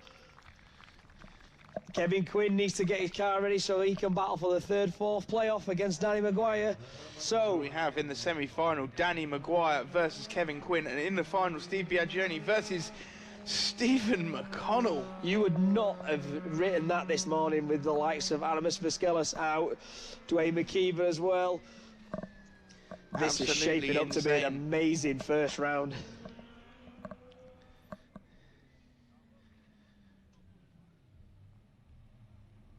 I drive off the track. Yep, show your appreciation for one of our finalists here today, Steve Biagioni, making a return to BDC for this year. And what a statement he has put out there, Mike. Absolutely amazing stuff to watch.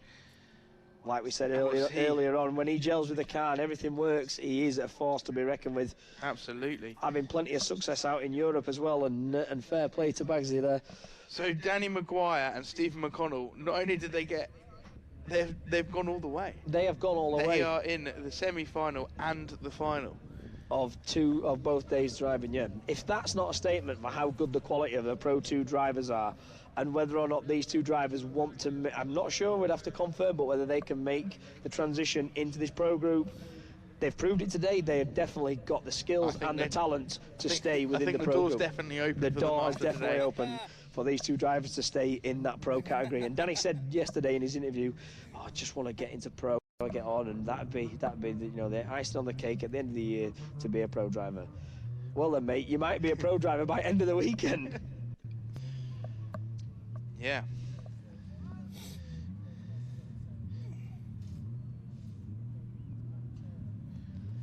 As we see Lee Colgate there just having a little resty poos. Okay, so I think we're going to go and have a look at Dave Egan's car.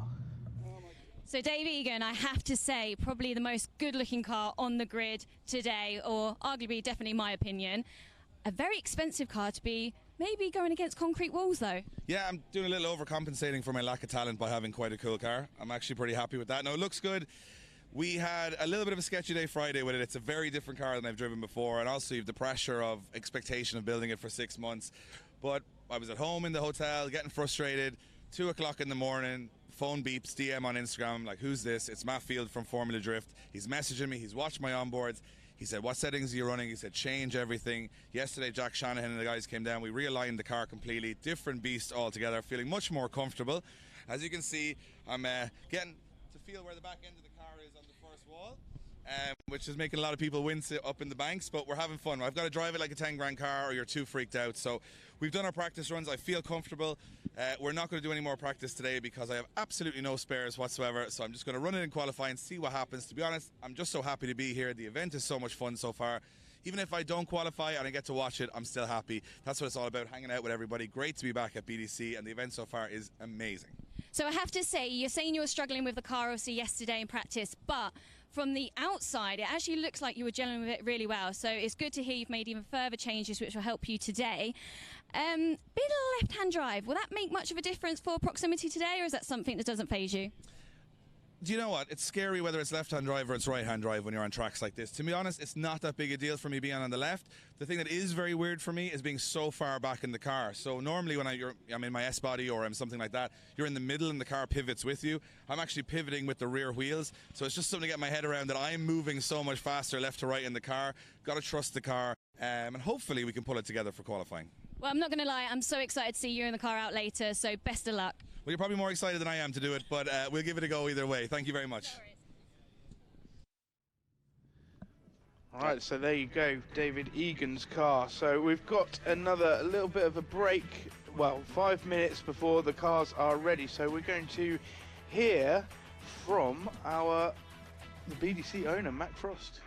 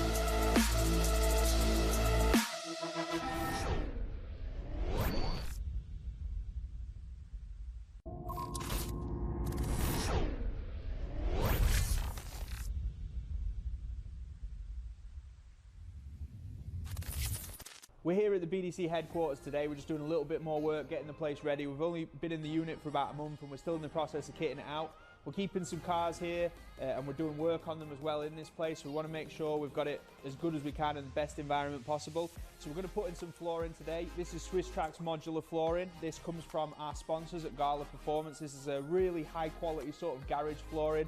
You see a lot of this stuff online, but this is pretty much as good as you can get when it comes to quality, longevity and everything like that. We're going to install this. We've got 5x5 square meters to put down here, 100 and something tiles. We've gone for a mixture of black and grey, but you can get this stuff in pretty much just about any colour that you want, wood grain finishes, all sorts of different stuff. I'm going to just show how easy it is to put it down. I've got Toby, our operations manager. He's going to get stuck in and get this done. So yeah, just make sure you hit up Gala Performance, check out Swiss Tracks for all your garage, pit flooring needs, everything like that. It's pretty much the best stuff you can get.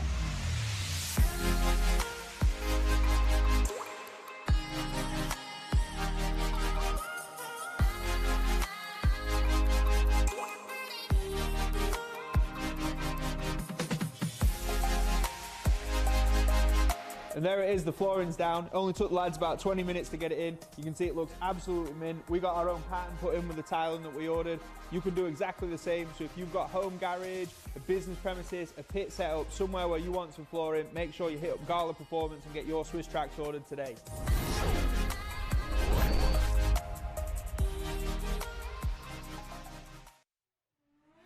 And welcome back to round one of the British Drift Championships here, sponsored by Wassenaar Performance Pistons. We are ready to get our top 4 drivers up onto the start line. We have got Kevin Quinn up against Danny McGuire for a 3rd and 4th place playoff, just getting his tyres ready there. Before we start all the action and we get through to our final, Teesside, are we ready for the final 4 battles of the day? No, that's not good enough. This is the first pre-COVID pandemic event where we can actually have a crowd, and I want to hear you guys. We've been cooped up in this editing suite and I can't hear much of what's happening, so I want you guys to scream and show your appreciation for all these drivers, all the fans, all the supporters and all the staff and everybody who's made the effort to get this event on. Teesside, are we ready? Hey, there we go. Yes, that is what we like to hear. So on the line, Danny McGuire to lead and Kevin Quinn to chase as they leave the line. Danny McGuire cutting the corner as much as he possibly can, throws it into the first corner a little way off the wall, but Kevin Quinn right on his back end, just waiting to make the dive, and he does make the dive into the first hairpin. Danny McGuire on a lovely lead run, but Kevin Quinn taking full advantage of that, and a lovely transition through into the second hairpin. He dives back onto the side of Danny McGuire. Danny McGuire floors it round the last corner. Kevin Quinn got not giving him an inch, though, dives back on the side as they cross the line. Wow, what an amazing run there from both drivers. Kevin makes the dive on clip 4 just to try and get on the side of his car, but this big Skyline's still got plenty of speed and plenty of punch. That transition was between it almost took the front end of Kevin Quinn's car. Joe Doyle would not have been happy with that extra work, but nonetheless, he's glad his driver's up into the top 4. Let's just see if Danny can repay the favour and stick it on the door of Kevin Quinn's S15. We switch these drivers around for the second battle of this top 3rd, 4th playoff. And a slight advantage Kevin Quinn as expected from a chase position. Let's see if we are Danny ready. McGuire overturned that in the chase position himself. We will find out as they leave the line. Kevin Quinn to lead, Danny McGuire to chase. Kevin Quinn, a big initiation. Danny McGuire jumping back onto the rear quarter of Kevin Quinn as they fire it down into clip 4. Kevin Quinn on a lovely lead line. Danny McGuire just falling away a little bit, but can he make up the space? He does. He makes a huge dive onto the side of Kevin Quinn's car, and a massive over-rotation by Kevin Quinn. Oh, was there contact? Did Danny McGuire force that over-rotation from Kevin Quinn? Did Kevin Quinn transition too fast and then put too much lock on? We're going to have to see a replay of that. There doesn't look like there's much damage there. Oh, this is... Oh, sorry. The door was all stoved in then. Yes, I see that. There's a wing missing. There's a lot of damage. It looks then, at that glance, that Kevin's car looked quite all right, but the door is all dented on Kevin Quinn's S15. Yeah, so Was there a little bit too much aggression there from Danny McGuire? Shedding panel work off that car. He showed that he's got the aggression in this car earlier on when he battled up against Stephen McConnell and pushed him off the circuit. Did he get too aggressive against Kevin Quinn? Look at the smile on his face. Putting on a show for you guys today, and I can confirm from the looks of it, there is a fair-sized dint in the side of Kevin McQuinn's car, and I spoke too soon. Joe Doyle does have some extra work to do. Joe Doyle doesn't mind the work. That's not what we're worried about. Look at this appreciation from both these drivers.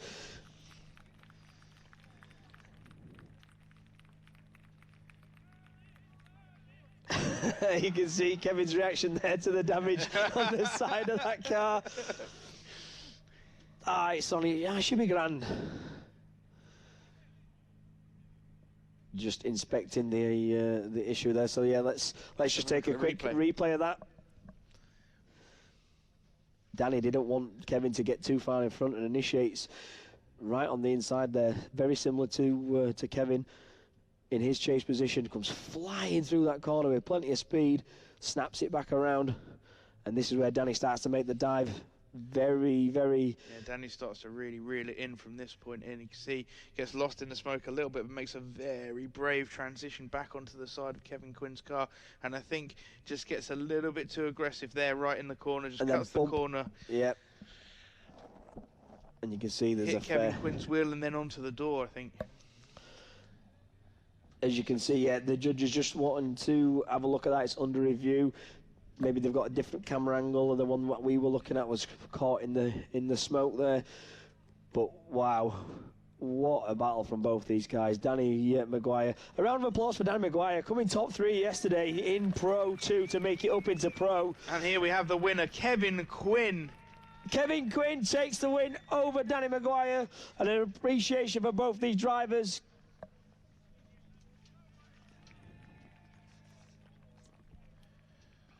So we'll line up the next drivers for the final.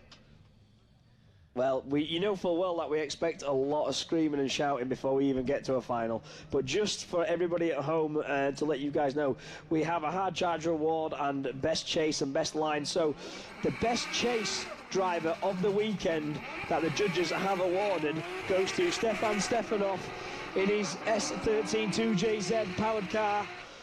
And also the best line driver. The best line driver this weekend, as voted for by the judges, is Dan Tyler. We have up next Steve Biagioni and Stephen McConnell. Right, this. He's having a fairy tale weekend. He's having a blinder, and Bagsy, you know, he's got all the experience. But before we even get anywhere near this, we're not releasing the cars yet. These cars are going to wait there until we get the appreciation from all you guys. It's the last 2 rounds of the weekend. Teesside, make some noise for the final round 1. That is fair impressive, and thank you very much, and you know, an applaud for each and every one of you for breaking out here. So we are ready for the first of these 2 runs. Lee Colgate, we are waiting for you guys to send the cars.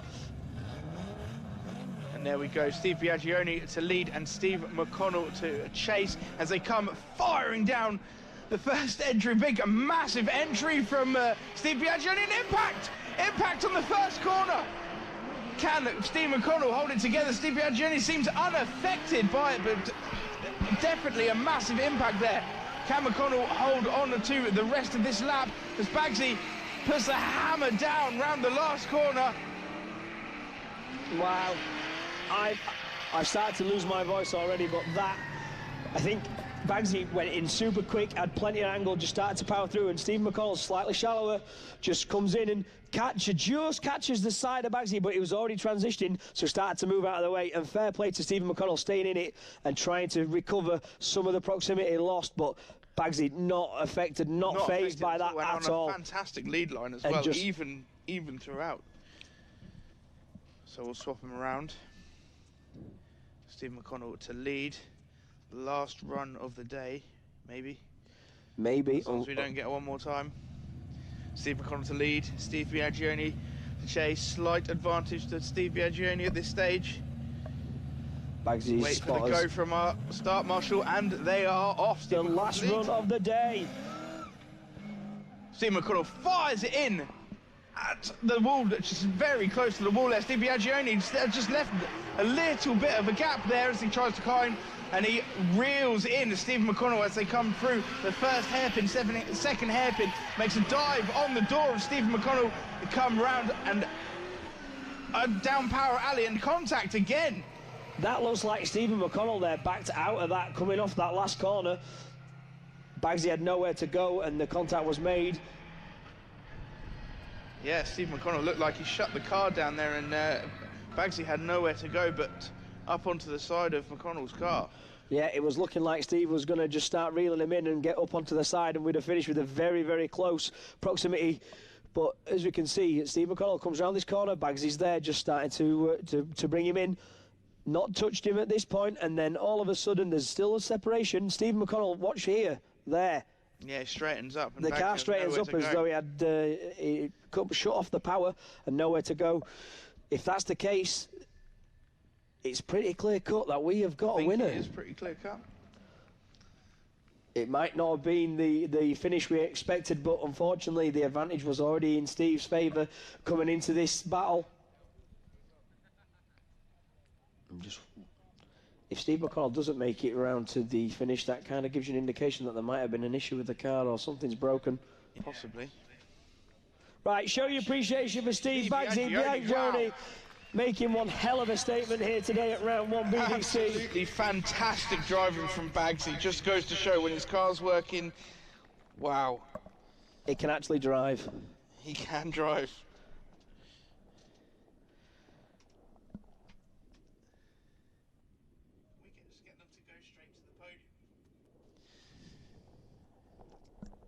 So there you go. And as we can see, Steve Biagioni takes the win at the BDC round 1 here at Teesside.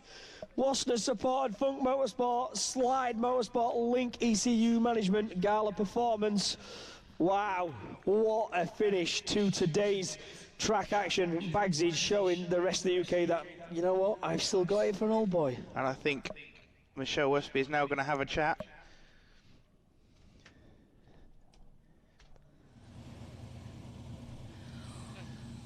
Wow.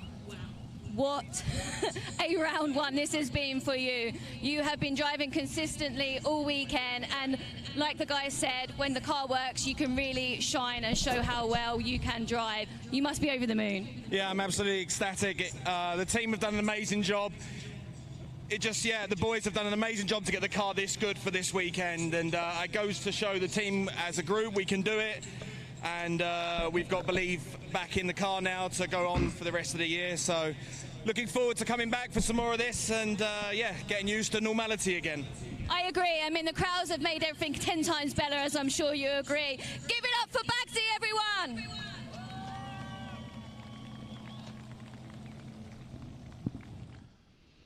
Yeah, fantastic drive from Mr. Biagioni there. It's nice to see him take a spot on the podium as well. I've worked with Bagsy previously out in Europe, and like you say, when everything falls into place and it's his day, he can really show how much of a talent he's got. Bagsy. Cheer up, Steve. I think it's a bit warm in that car. Yep. He's left the engine running just to try and disperse some of the heat out of the car.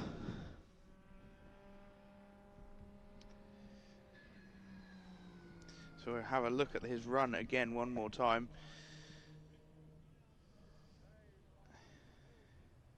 Let's enter in Steve McConnell.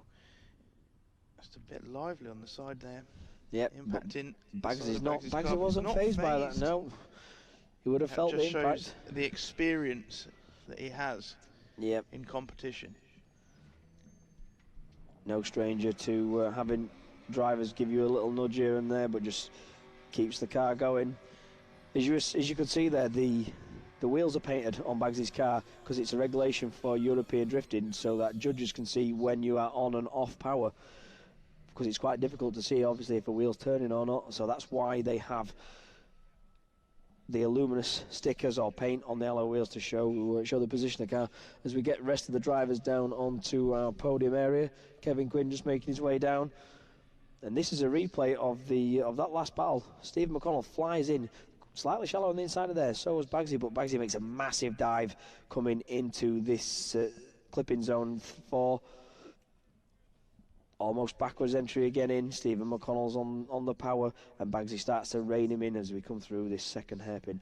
And unfortunately, Stephen McConnell just has a wobble or as a car issue or a fuel cut or something like that, where you see the car just straighten up. Bagsy had nowhere to go. It's just here, as you can wait for it. Yeah, it just looks like he shuts down and the car has nothing. Bagsy has nowhere to go but the back end of McConnell's car. And as they say at that point, the writing is definitely on the wall. The writing was on the wall. So we will get the drivers up to the podium.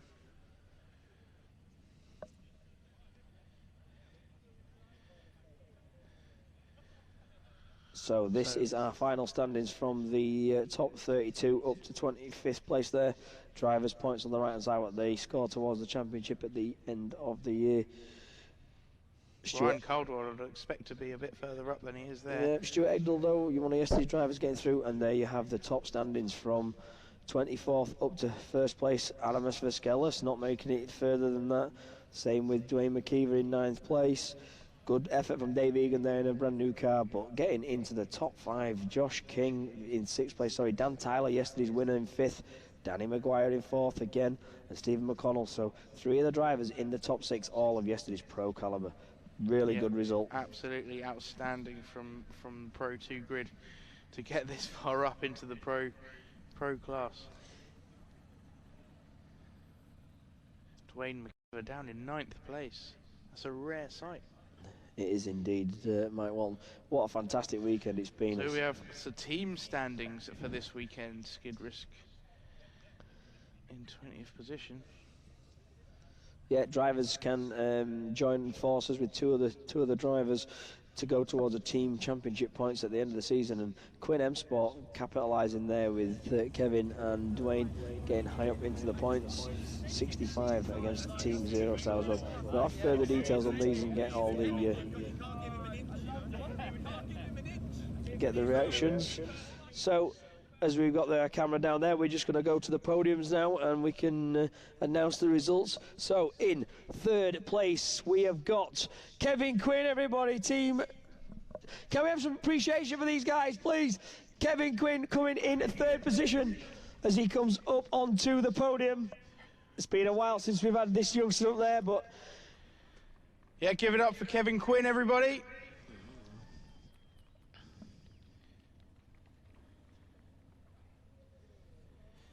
And in 2nd place, we have in the lovely yellow PS, Stephen McConnell, everyone. Plenty of appreciation from the crowd here for the efforts that this young guy has put in. New car, pro driver, stepping into 2nd place, and fair play. And that just leaves one more position to fill. The godfather of UK drifting. He's finally here. The OG. Give it up for Steve Biagioni!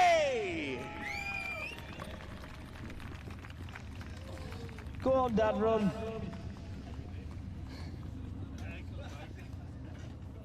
Right, and one last round of applause for the top 3 finishers here at the BDC Wassenaar UK Championship at Teesside. What a fantastic event it's been. Great weather, great people, great atmosphere, and we can't wait to see you guys as well at Driftland in July. Tickets will be on sale very soon. Bagsy getting his just desserts there. It's quite warm and a face full of champagne.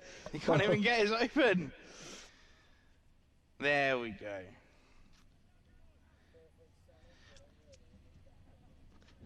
And that about wraps it up for round 1 here at Teesside. We'll be back at Driftland even in July. So thank you very much from myself, Ben Manuel, and my very well esteemed colleague Mike Walton. Mike, it's been an absolute pleasure. As it has been. Yeah, absolutely fantastic. Love you. Bye.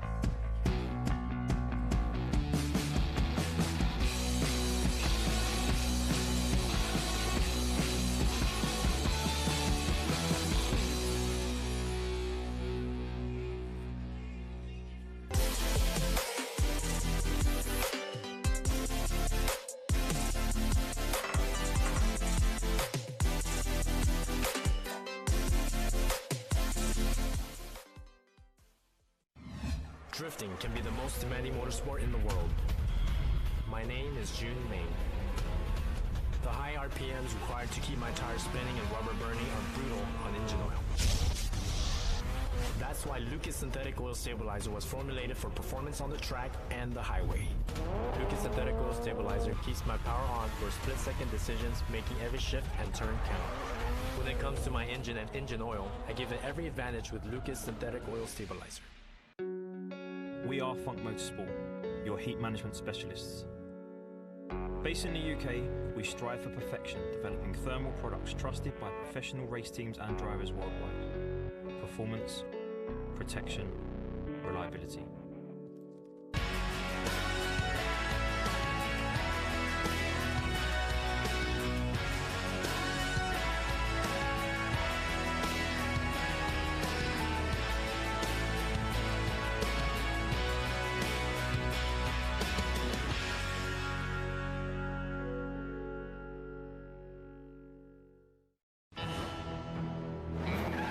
As a professional drifter, my results depend on numbers. And making all this add up is one product, Lucas Octane Booster. It delivers 3 times the boost and promotes a clean fuel burn that keeps my tires smoking through every turn, which even off the racetrack can be difficult not to do. Depend on Lucas Octane Booster.